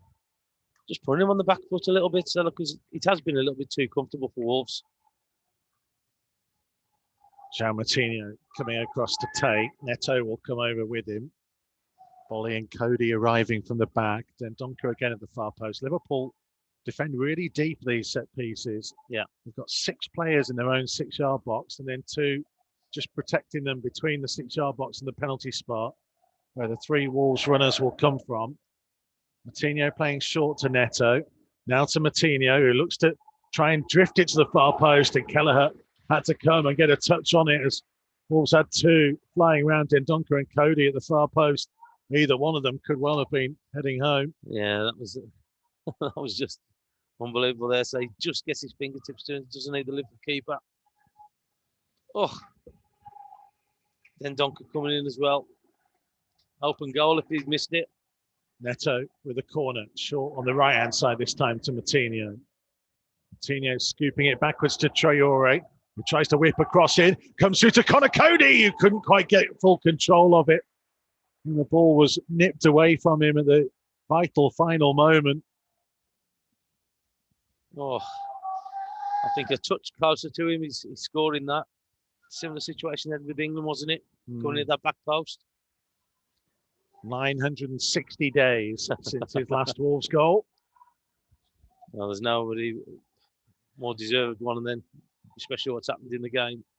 A more textbook breaking crossfield ball by Cody to find Neto here. Neto cutting in on his left foot, trying to drill it low, blocked off by Jones. Up to Firmino. Or to Neves and Bolly got in each other's way. And now the counter is on, and Wolves are outnumbered here. It's up towards the edge of the penalty area for Wijnaldum to curl it into the top corner. He's offside, isn't he? Liverpool get themselves a second. Huge frustration from a Wolves point of view. They look to have won the ball back inside the Liverpool half. Almost two players colliding with each other. And that allowed Liverpool to hit on the counter 3-on-2. In the end, Wijnaldum didn't need any of the support as he curled it perfectly into the top corner. Past a helpless Rui Patricio. Yeah, it's a great finish. I'm just wondering if it's offside, though. No. It's a great finish. Oh, just watching it from behind the goal. Got no chance, Patricio. He's killed it round Connor Cody. Yeah, no chance. Well, Wolves may well look back on this game and say that the champions have scored 2 goals, gift wrapped. Yeah. So he just got caught on the counter attack there. Just going to have to up the game a little bit now. So it's 2-0. It's never over yet. But so like they've got to do something now to inject a little bit more into the game. Moutinho trying to find Cody to Marçal. Second half possession is 50-50, by the way. It shows you how much more Wolves have been in the game second half. They haven't had an effort on goal yet in their second period. Marçal. Fabio Silva is stripped and waiting to come on as Moutinho finds Podence. On the right-hand side, 35 yards from goal. Infield to Moutinho, trying to slide it in for the run of Semedo towards the corner flag. And across came the challenge of Andrew Robertson. And Liverpool able to work it clear. Firmino down the line for Mane. Semedo out of position. There's Sadio Mane coming forwards again. He's got runners either side as he lifts it in towards Wijnaldum. Dendoncker was tracking back. It was put back into the danger zone. In the end, Wolves just about got it clear, but it's been very disjointed at times defensively. It has. But Podence, I think, he's just gone down. And fair dues to Henderson, he's just kicking the ball out of play. Oh, he may well be I think shortly anyway. I think he's struggled to get into the game this evening, hasn't he? So we've had a little bit of a... He's just caught him on his ankle. It's a sore one over the top of the boot from Curtis Jones. Yeah. Accidental, but just caught him on the top of his boot. But yeah, I think that Podence will be the one who's making way. No, I don't think it is. No? It's Ruben Neves okay. That's gone off. So reverting back to what we saw for the majority of the game at Arsenal last week. Fabio Silva is the main man up top. And another striker. So look, he's gone on there now. Thing is, so 2-0 down, you might as well go for it.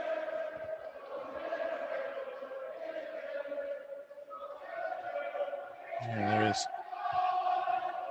No point holding anything back. No. Joel Matip up to Mo Salah. Infield to Henderson. Whipped forwards, away by Semedo. Fabio Silva challenging as his first contribution and fouling Nico Williams. See, I've got no problem with that, with him competing for the ball. I know he's giving away a foul, but at least he's going for the ball, making it not easy for the Liverpool player. Williams to Salah. Dendoncker with a foot in. Fabio Silva couldn't quite get there ahead of Mo Salah, who kept chasing.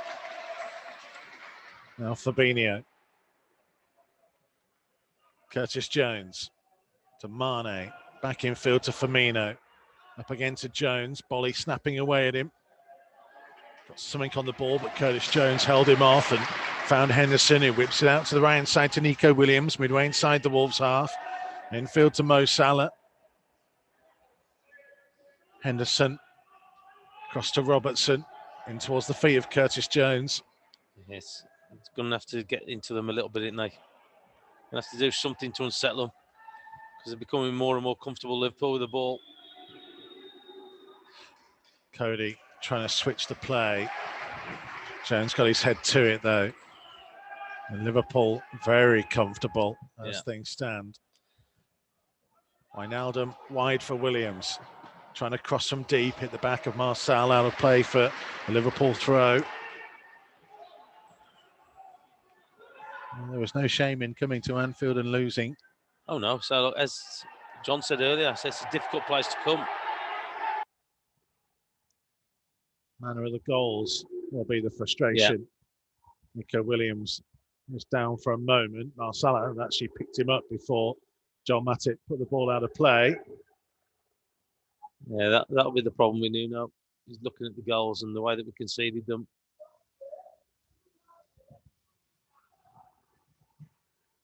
It's tough. Yeah, the top level of the Premier League. Mistakes are punished. Yeah. Especially by teams of the calibre of Liverpool. Just watching this. Yeah. It's unlucky there, Conor Cody. Just needed to control it a little bit close to him, didn't he? And then all of a sudden they got the other end and score.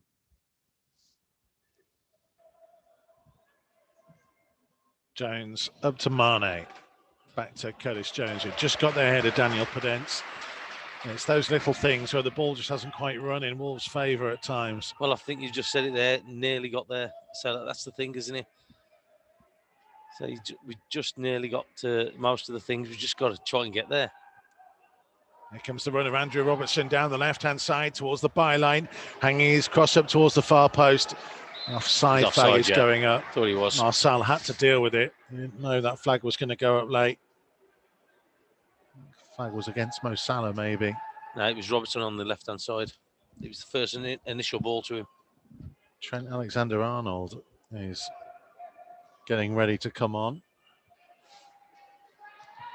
Just haven't seen, I don't think this Traore Neto switch has really worked, has it?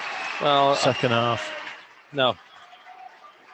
I don't think we've had enough possession in good areas to give him the ball to start off with. I think Traore's had one where he's crossed it with his left foot, gone on the outside. But apart from that, not really done much. Neto hasn't had a run at all, has he, in this second half? Volley forwards. Fabio Silva did well. Yeah, actually did superbly well whilst on the floor to try and get a second touch back to Pedro Neto. I don't think he'd realised that he'd lost his balance there. It will be a Liverpool throw, though. Midway inside their own half. Liverpool 2, Wolves 0. 66 minutes played. John Matip under pressure from Fabio Silva, hoofing it forwards. Cody heading it back over the halfway line. Wijnaldum finding Firmino. Curtis Jones looking to drive on up towards the edge of the penalty area. Robertson on the overlap. His cross deflects off Bolly and behind for a Liverpool corner. Just always got options at the minute, haven't they? Well, throughout the game they have. They've always got that extra option. That person overlapping or being able to make themselves available for the ball, and that's been a problem.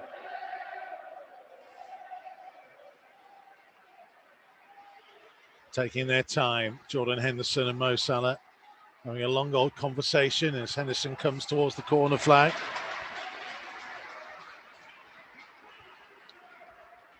Trent Alexander-Arnold stripped and ready as the ball goes short to Salah on his left foot. Now looking to just dink it in towards the far post, and it's 3. Joel Matip arriving.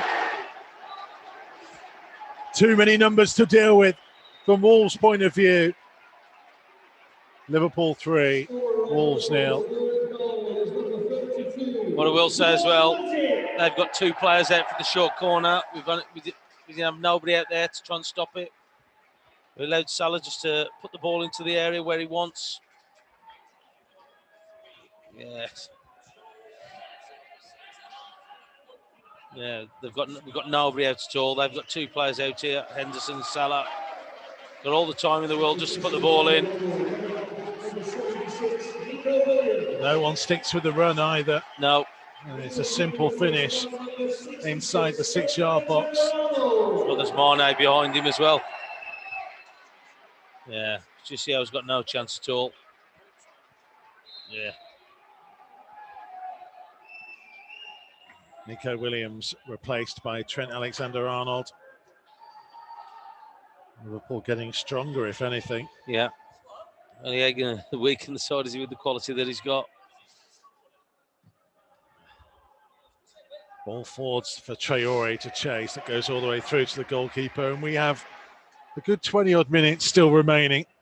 And you're now in a position where you're thinking, well, do we just bed in and make sure this doesn't get any worse, or still believe that we can get one back and cause some problems? I think with what we got out there, I think that we can cause some problems, but at the moment, you're just wondering where it's going to come from. So you're just hoping that you get a bit of a feel of the ball, get the ball further up the field would help. Just can't get it.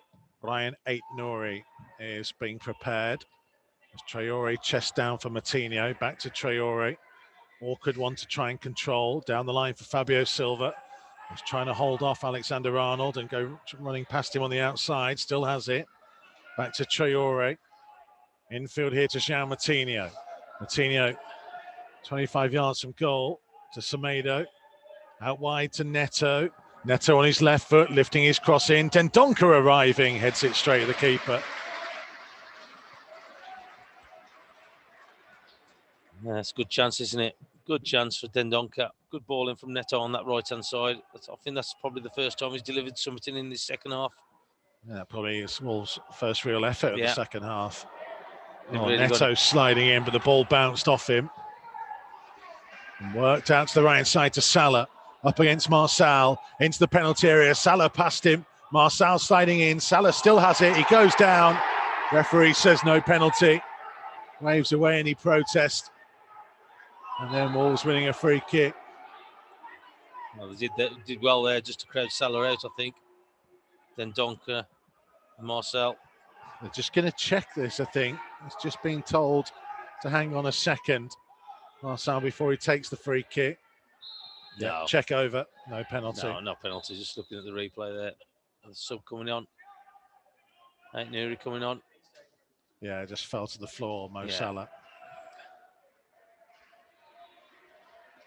Liverpool are going to bring on Diogo Jota as well. Not to try and make anything worse. It's Podence coming off for Ryan Aït-Nouri. I think he's struggled to get into the game tonight, hasn't he?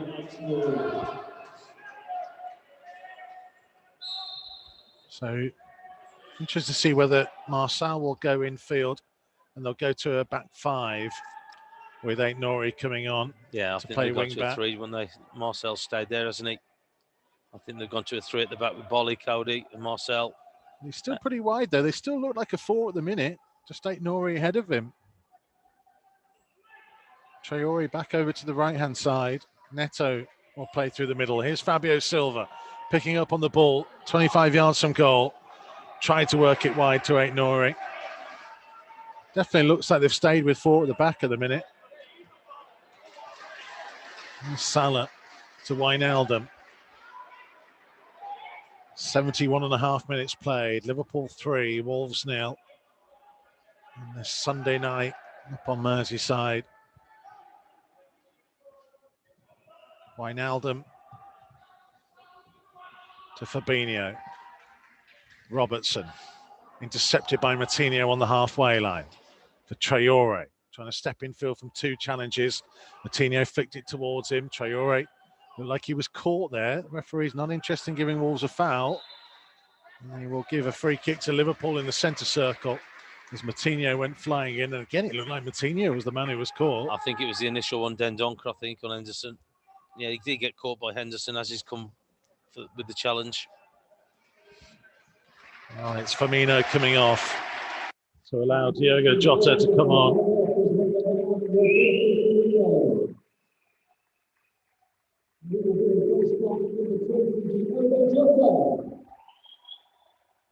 "44 goals and 131 appearances for Wolves." Diogo Jota, a giant part of the Nuno revolution of the last couple of seasons.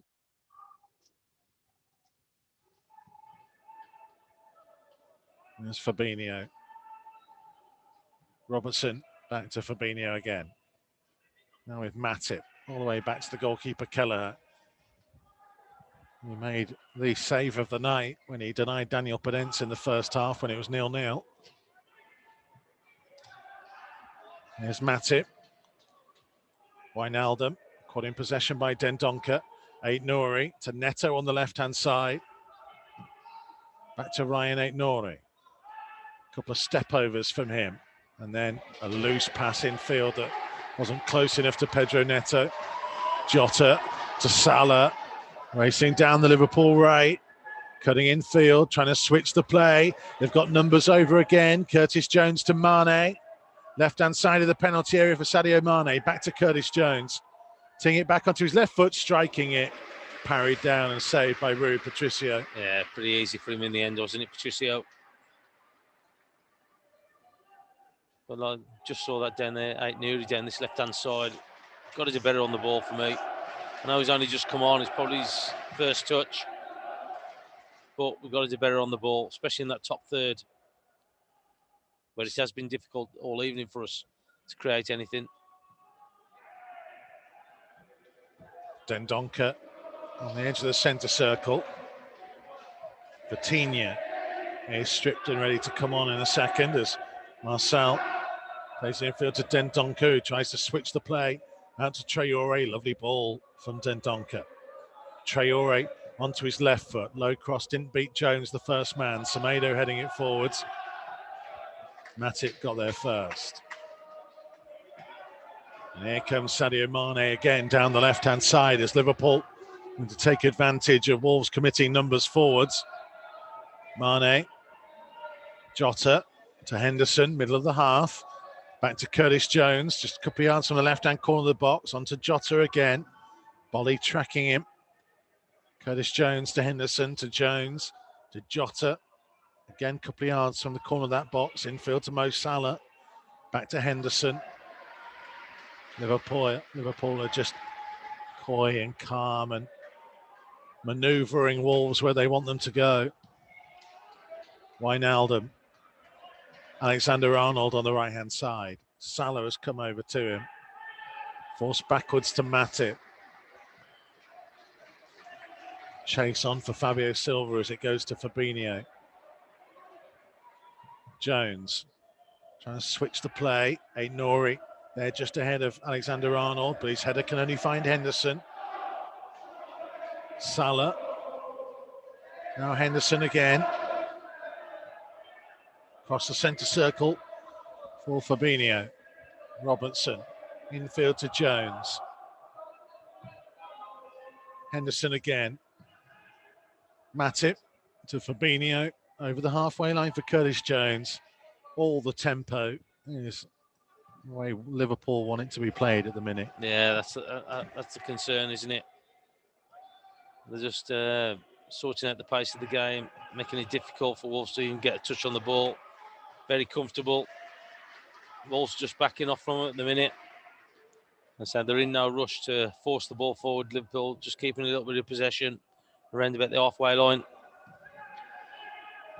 It's become almost like a training exercise now. Liverpool are playing keep ball. Wijnaldum all the way back to the goalkeeper Kelleher.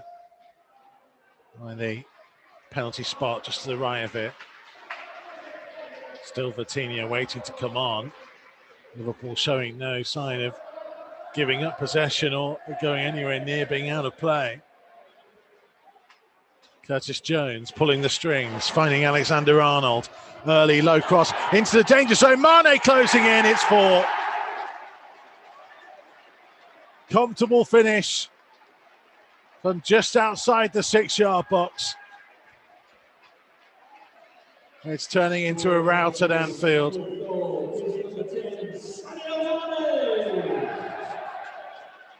There may well have been some connection of Nelson Semedo too. Just too easy. It is. It is just too easy. We're not putting any pressure on the ball at all.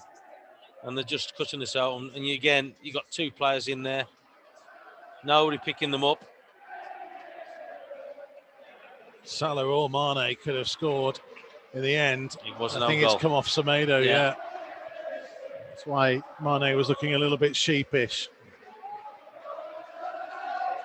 But either way, it's a 4th goal for the champions. But if you're not going to put any pressure on the ball and just let them pass it quite freely, you're going to get hurt with the quality of what they've got. If you're going to allow them to have that much time and possession on the ball, they're going to hurt you. And they have done tonight, because I don't think that we've put a lot of pressure on them at all. Pedro Neto going off to allow Vitinha to come on for the final 12 minutes here at Anfield. Well, Wolves were heavily beaten at West Ham earlier this season, the worst defeat of Nuno's reign. The scoreline is matching that.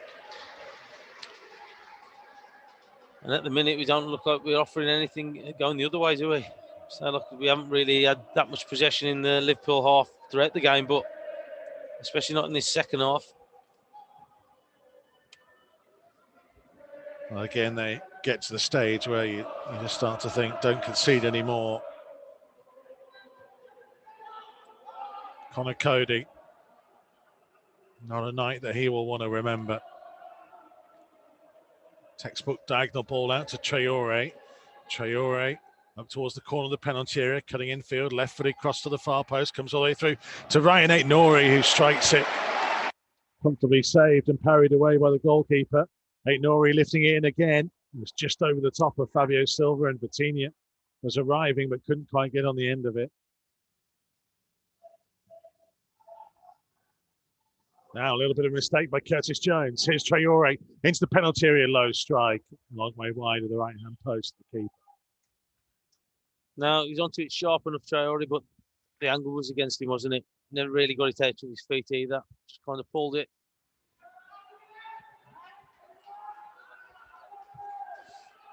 Another change coming from Liverpool. Naby Keita is going to be introduced.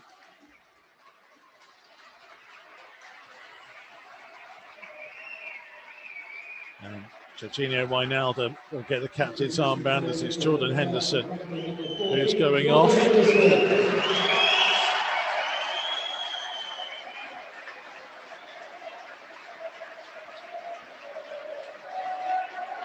The final 9.5 minutes.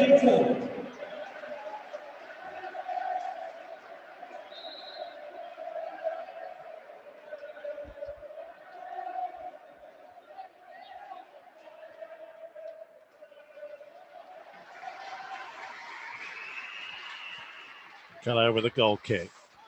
So we'll get some reaction from Chris Iwelumo and Dave Edwards and Tomo after the game, but it feels like one of those where I don't want to dwell on it too much. I think we want to pack up and get home, the way this evening has turned out in the end. Semedo forwards, Dendoncker trying to make the run. Dendoncker almost benefiting from a half mistake by Joel Matip. In the end, Matip played the ball off Dendoncker and behind for a goal kick, and that rather sums up the night perfectly. Yeah, he just took the words out of my mouth.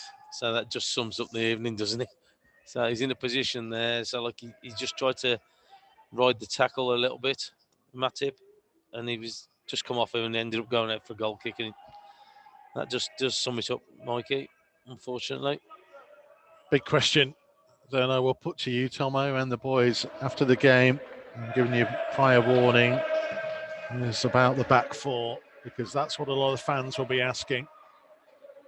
There were positives last week. Feels like it's been a step too far for them tonight. Well, you're coming up against the best team in the world at the minute, aren't you? So the world champions from last year as well. So like you're coming up against a team who take no prisoners, who every time they're going forward look like they're going to score, they create stuff as well. And I just think that when you come up against a team like this, you've got to have everybody playing and playing the same tune as well. And unfortunately, we haven't this evening. There's Vitinha on the halfway line, switching the play to Marçal. Wide down the left-hand side for Aït-Nouri. Alexander-Arnold with a foot in.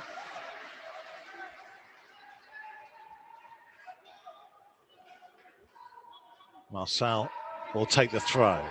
10 yards from the left-hand corner flag. Fabio Silva, one of those coming short. Aït-Nouri and Vitinha there with him as well. Throw goes towards Fabio Silva, who let it run across his body. And that meant Jones could clear as far as Cody. Volley for Moutinho. To Dendoncker. Lifted out to the right side to Semedo. Trying to play it down the line. Robertson back there. And the clearance as far as Jota. And takes it over the halfway line. Will go comfortably to Bolly though. It almost feels that as much as there were so many players who had really top nights last week at Arsenal, feels almost like the same number of players have had off nights tonight. Yeah, exactly. I say, if you ask me to pick a man in the match, I don't think you could this evening.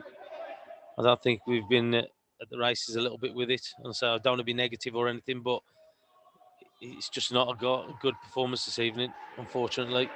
There's Traore. What good Wolves have crafted has mainly come from him as he runs past his man again. Deflection on the cross. It will be a corner.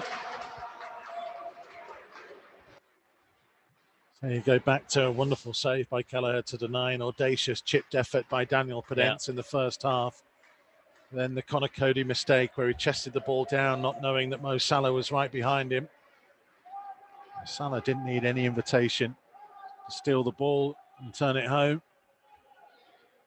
And almost two Wolves players colliding in the build-up to Gini Wijnaldum racing forwards to add a second. Matip with a comfortable header for the third, and Semedo own goal tracking back for the fourth. Wolves corner, whipped in right-footed from the right-hand side. Cody got his head to it, but he went backwards. Marçal. Vitinha, middle of the Liverpool half. Trying to play it wide again to Aït-Nouri. Lifting his cross into the near post, not enough on it. Comes out to Vitinha. Plays it backwards to Semedo. See, for me, Traore's got to be further up the field for me there. You just seen Vitinha coming inside with that ball. Had nothing on because he's standing basically in the right back position. He wanted somebody further on forward just to pass the ball to. And there was space there as well for him to hit. Marçal infield to Bolly. Closed down quickly by Mane, and that forced the pressure to just launch it forwards to Robertson instead. We have 4.5 minutes plus time to be added on. Russ is questioning, saying Wolves seem low energy. Wonders if the injury to Raul has taken an emotional toll. Richard Wilding says glad to hear Raul is getting better and trust his recovery will let us see him on the park in the coming months. Dave Wright says after what happened to Raul, it's understandable the players are in a manner of speaking mentally concussed, and the last place you want to go is Anfield with their level playing skills. There's Traore again for Wolves down the right-hand side in search of a consolation. To the byline, trying to check back again onto his right foot, lifts his cross to the far post. Dendoncker couldn't quite get his header to go goalwards, and Alexander-Arnold slices the clearance. Yeah, I think just Traore is probably the only one player this evening that's offered something in that top third, hasn't he? Going forward. Marçal, Dendoncker, Aït-Nouri, Vitinha. Back to Cody, into Bolly in the centre circle. Cody and Bolly exchanging passes, and Bolly being closed down sharply, having to find Connor Cody. Looking for Dendoncker. Bolly trying to lift it wide for Semedo. Too much on it, and it's just not been a good performance from Wolves across the board tonight.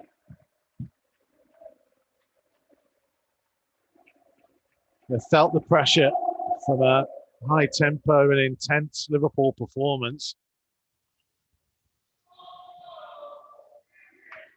And say, Chris Holloway was talking at half time that wasn't bad in the first half. It's just Liverpool had an awful lot of the ball. Wolves had much more of a threat. Second half, the threat wasn't there. No, and they haven't had the ball either. So look, I know you said earlier on it was about 50%, but I bet it's changed now though. Semedo in with a challenge. Dendoncker, Vitinha, Semedo, Traore. Better for Wolves as Traore goes racing over the halfway line, continues on his run, tries to flick into the path of Fabio Silva. Traore is asking the question of Craig Pawson as Liverpool were pulling him back all the way on that charge then.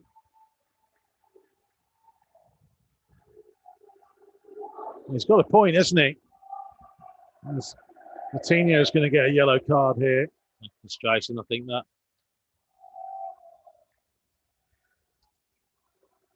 Still a little touch on Mane as he was running down the left-hand side. I think Dendoncker was making the point. And Traore is still making the point to Craig Pawson. What's the difference? Yeah.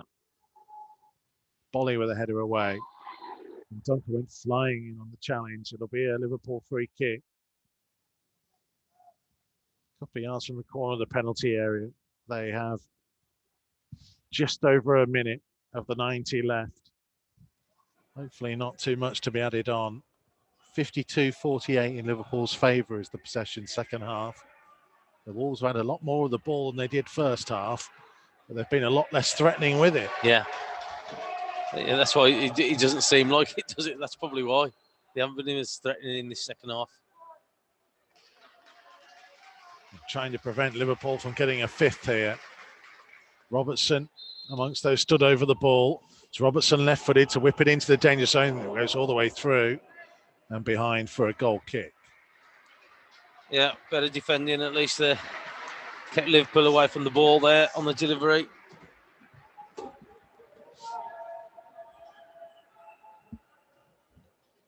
What's that? Last minute or so, is it, of the game? See what's going to be added on. One that we will move on from quickly. Yeah. With Villa to come to Molineux next Saturday. Followed very quickly by the visit of Chelsea on the following Tuesday. How different it would be with fans inside Molineux. 3 minutes is what's being added on as Salah goes to the edge of the box and strikes it goalwards, but wide of the right-hand post.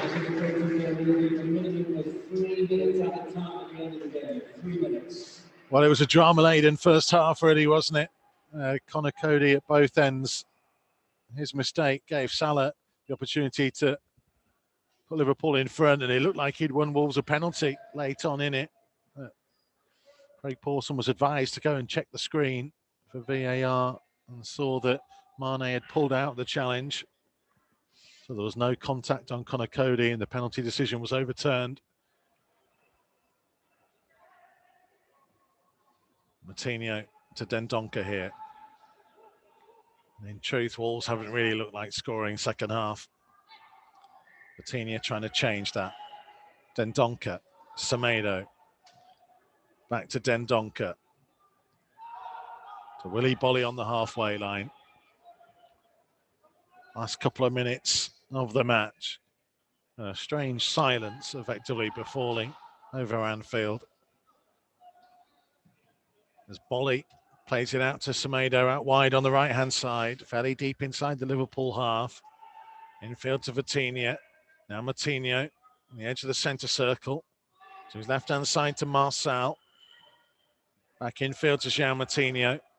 Trying to lift it wide, but intercepted by Alexander-Arnold. Salah being forced backwards. Alexander-Arnold's clearance. Jota giving chase and putting pressure on Cody. Drags him down. Wolves free kick. About a minute 20 left to play. Well, you know that he's never going to make it easy for you, isn't he? Ball forwards by Matinho, and Fabio Silva was chasing and needed Matip to get a touch back to his keeper. Fabio Silva could get off the mark in terms of the first team. Would be something for Wolves to take away from this. Well, he did well last week, didn't he? So look, he's never going to start this week with the three that was going to be in front of him. Traore trying to drive in field, little deflection. Semedo backwards to Bolly. Matinho. Cody had to fly in and make sure he got there ahead of Salah. Marçal down the left-hand side. Aït-Nouri out wide. Marçal crossing, and it was Dendoncker arriving. Couldn't get his header down, and the offside flag had gone up against him anyway. Yeah, he was offside, but he was just a little bit behind him, the ball as well, wasn't it? The delivery. Just got ahead of the ball a little bit, Dendoncker. But you're just looking at his face. He looks frustrated. I'm sure there's a few other players out there who are. Only a few more seconds. As the strains of You'll Never Walk Alone ring around from 2,000 Liverpool fans in the Kop away to our right, socially distanced. It's not quite the sound that you would normally hear at Anfield, and not quite the performance that Wolves wanted here this evening. Only 1-0 down at half-time in the first half that had seen them have a penalty decision overturned. But 3 goals in the second half from Wijnaldum, from Matip, and a Nelson Semedo own goal. The second 4-0 defeat of the season. And a lot of lessons to be learned from the way Wolves have tried to go about it this evening. A lot of questions will be asked about whether Wolves will revert to 5 at the back for the visit of Aston Villa to come and the big Midlands derby next week. Finished here, Liverpool 4, Wolves 0. Yeah, I think it's one of them games that you just got to put behind you. You just got to think, okay, go on to next week. Big game again next week, get Aston Villa at home. But no, so they'll be disappointed out there. I think Nuno will be disappointed with the way that we went. But again, it's just a game, it's just 3 points. We've just got to pick ourselves up for next week now and the games ahead. Liverpool's players are heading towards the Kop. It's been a long time for them to hear cheers from their own fans. And unfortunately, from our point of view, we heard them far too often and far too loudly. On a disappointing evening for Nuno's Wolves here at the home of the champions. Wolves also missing out on the chance to have back-to-back away wins at the home of the champions. They would have been only the 3rd team to have ever done so, to win away at reigning champions in consecutive seasons. We'll get the thoughts of Andy Thompson, Chris Iwelumo and Dave Edwards after a quick break here on Wolves TV's Matchday Live Extra.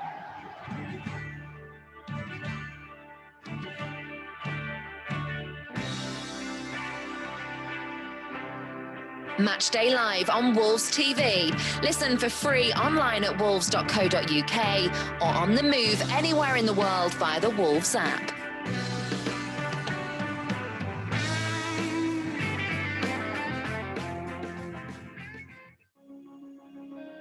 The Old Goal Club has a new series, My Golden Game. Speaking to former and current players, coaches, managers and fans of the matches that meant the most to them.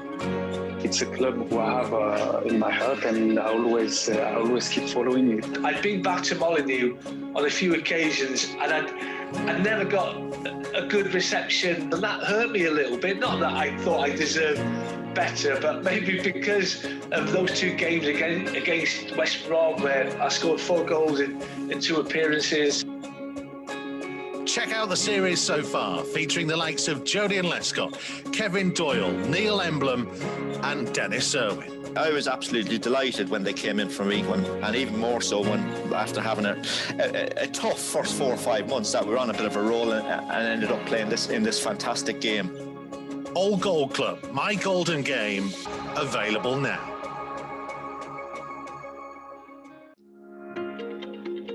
Wolves TV, the home of live uninterrupted radio commentary of every single Wolves game. Jimenez!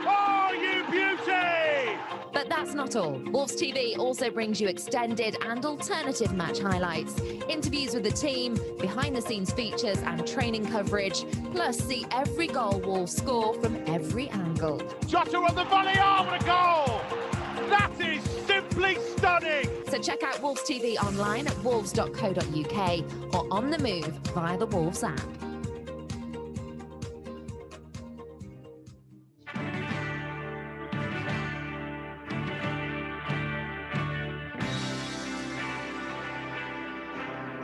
Matchday Live on Wolves TV. Listen for free online at wolves.co.uk or on the move anywhere in the world via the Wolves app. So a disappointing night here at Anfield then for Wolves, beaten by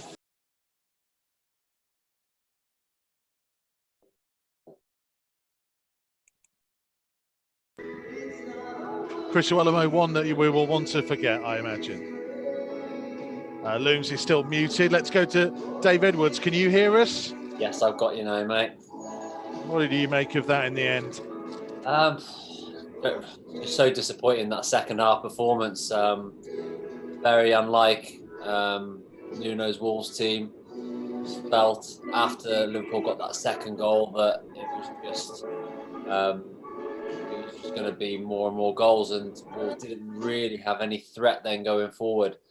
It was a real shame because first half they were right in the game. Obviously, one mistake by Conor Cody. Very, very equal first half, and I think Nuno will be really disappointed that second half. I know anyone could go to Liverpool and get beat, but it's more the manner of it. But they've just got to put that to bed as quickly as possible because it is one game. You are playing the champions, but there's going to be much bigger games coming up for Wolves, and how it's going to predict their league table for them. Did it? Ed, oh, sorry, Mikey, but just on that, what Ed was saying, it shows you about the small margins in football, though, doesn't it? I think just before Wijnaldum gets that second goal, there's a fantastic ball in. Conor Cody's timed it perfectly. He's took a great first touch, and you're just thinking, just toe poke it. All they had to do was hit it on target, and I think it's in the back of the net, and that's the small margins. You get a goal there, the game's completely different. But I've got to say, Liverpool were on another level tonight. We're sitting talking about the injuries that they've got. They showed us that was a masterclass in basically possession, but then choosing their moments to go forward, and they were clinical. But small margins, just before Wijnaldum got the second goal, Conor Cody had a massive chance, and it's just one of those little. On another day, we equalise there, and then we build into the match, but it just wasn't to be. Did Liverpool expose and show the limitations of Wolves trying to change the formation and the four at the back? I know at half-time you rode a little bit against this, Looms, but it is that issue of when you've got the front three, and I take your point that they are an excellent front three that Liverpool have, and they play with an intensity that not every team can manage. But you saw really for almost the third and the fourth goals really sum it up, where just the numbers that Wolves didn't have back there, they got carved open in a way that we just haven't seen from them for years and years. Yeah, and you know what, we've got to kind of commend, we've got to kind of applause Nuno for tinkering things and changing things, because he's trying to evolve the team and take them forward. We've brought in personnel now that it's made even Nuno and Edo was surprised. Think about, right, how can I get the best out of these individuals as a collective as well, And I feel that he's thought about it. We've got to remember we're up against the Liverpool side. Even though it's a weakened Liverpool side, they know what they do. There's a lot of players that haven't even experienced defeat at Anfield. I think there was a list of 4 or 5 players that I'm listening to when I'm watching it. You know what I mean? So you're thinking about it. They know the responsibilities of that formation. They know the best. And like you say, they chose their moments. Jordan Henderson, so underrated, but he does everything well. He's comfortable. He's got a picture before he receives the ball. He's got 4 or 5 options every time he gets it. So again, they know what they're doing very well. They put us to the sword tonight, and they were on fire. Yeah, but the point I'm making, Liverpool are good, right? Let's take that to one side. Liverpool are a good team, but the question is did Wolves playing 4 at the back tonight, a formation that we all accept is not what they have trained and drilled over the last couple of weeks? did it show that this is a very almost too new a system? And therefore, the question I'm going to put to all three of you is, if you're the manager next weekend against Villa in a big game for supporters who won't be there, but the big supporters, the pressure, the expectation, do you revert back to type and 5 at the back? Tomo? For me, yes, I would go back to a back 3 for next week. I think it's going to be a difficult game against Aston Villa. I think that, look, they started the season pretty well. So, I think they're just below us. But, again, with what it's at stake for the fans, and, again, after the game tonight, even though I think that probably the first 2 goals, I don't think come down to the back 4. But, I think that we got exposed a little bit with the second 2 goals. But I would go back to the back 3 for me for next week. It's something that they've worked on for a number of years now under Nuno.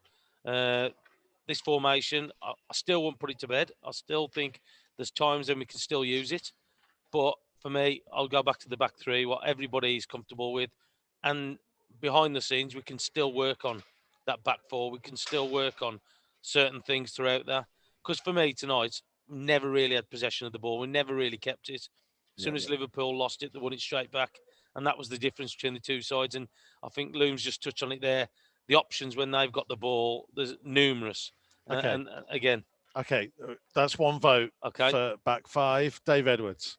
I believe, unless Liverpool are the best team in the country, along with Man City, Chelsea to a degree, them teams, they can play the same system every week because they've got the best players in the league. I think Wolves are in a position in the league where they need to be adaptable. So I don't think it's a case of one or the other. I think last year he had 2 systems, it's either a 3-4-3 or a 3-5-2. Whereas I think they should persevere with the 4. But when they play these big games, when they play Liverpool away, Man City away, that's when they go back to a 3. They've got to be able to switch it around, because today, hindsight's a great thing, but they should have played a 3 today. They should have been more solid, look to counter Liverpool. And I know I think just the moments of quality, the golfing difference of that was what changed the game. But I still believe that second goal, if it wasn't off a counter attack from where we were coming back from a corner or whatever happened, Connor Cody effectively collided with each other. Connor Cody would have already been back there. If it's 3 at the back, he wouldn't have been up for that corner. He'd have been back there, and he'd have been organising that before that counter attack happened. You don't see Wolves get countered very often, and that's usually because Codes is there organising everything. And now that he's the one who's running back from corners or free kicks, you can't organise when you're sprinting back towards your own goals. So I think that plays a part in it as well. But for Villa next week, I'll still be tempted to stick with 4, because I think that's a game you can go and take a few more risks and a few more chances. But the big games, 3 at the back. Okay, 1 vote each. Chris Iwelumo becomes the decider. Oh, I've got to agree with Edo. You know, that's a manager right there talking the way that Edo's speaking about it. You know, you remember I know it's Arsenal of old. Arsenal's not the team that they were, but up against Liverpool, and Nuno still stuck with it. So I would imagine that he would still believe in the beliefs of that formation, even against Aston Villa, a game that Wolves will have more possession, will have more opportunities, more attacking third entries. So I think he'll stick with the 4 again, Mikey. Okay, it's very interesting, really interesting, and it'll be interesting to see what he does. Of course, he's got a week to think about it. Very quickly, because we want to get ourselves away from here and get home. Very quickly from all 3 of you then, the other question mark that fans will be asking, Fabio Silva, does he come in to give you a main prominent striker to go through? Looms, you can go first this time. Well, I think why not? I think why not? Just for the very fact that we know that he got 85 minutes against Arsenal. I think and he done well. You know, he done well. His link-up play, he gives you an outlet, a point. He keeps the pitch big, and like you say, there was similarities with the 3 today. So they were all wanting to get involved, come to the ball. They're all comfortable coming a little bit deeper and receiving it. And I just think you need that one, that when the 2 do that, like we discussed before, one has to stay long. So I wouldn't be surprised if Silva comes in. Tomo, yes or no? Yes, I'd bring him back in. I think that we need some point up there. I think we need somebody on that last man who can just basically just stay in that central position like Jimenez does. I think today, I thought Pedence struggled throughout the game, because I think you said earlier on that he started in that central position. I know it rotated, but I think that we just struggled a little bit to have anybody who was going to cause anything to their back line. And I just think that opportunity for him next week to come on and get his first start in it. Gamble, though, isn't it, Dave Edwards, to throw an 18-year-old in there? Anything's a gamble.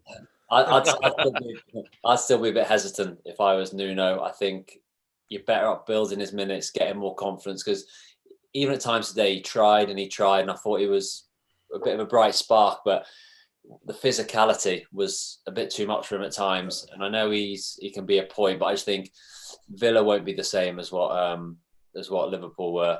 And I think that Podence and Neto and Traore, I think they'll have a lot more joy in roaming around, and they won't need that out ball, because I think Wolves will be able to keep the ball a little bit better and allow them to find those pockets. So I would probably stick with them three, and then just keep looking to get Fabio Silva more and more minutes and try and build him in that way. Okay. Dave, great to see you again, by the way. Hopefully we'll get more of you on Matchday Live Extra. Thank you to Chris Iwelumo and to Andy Thompson as well. Thank you to you who've been watching and listening to us tonight. And once again, we send our very best wishes to Raul Jimenez, who is back home, thankfully, with his family this evening. And massive congratulations to all those who've raised so much money for a banner, which we will be able to see when Wolves take on Villa next weekend. And of course, any of the extra money going to a charity of Raul Jimenez's choice. Not our night tonight. It can happen. And certainly at home of the Premier League champions, Wolves well beaten. We'll put it to bed and we'll go again against Villa next weekend. See you soon.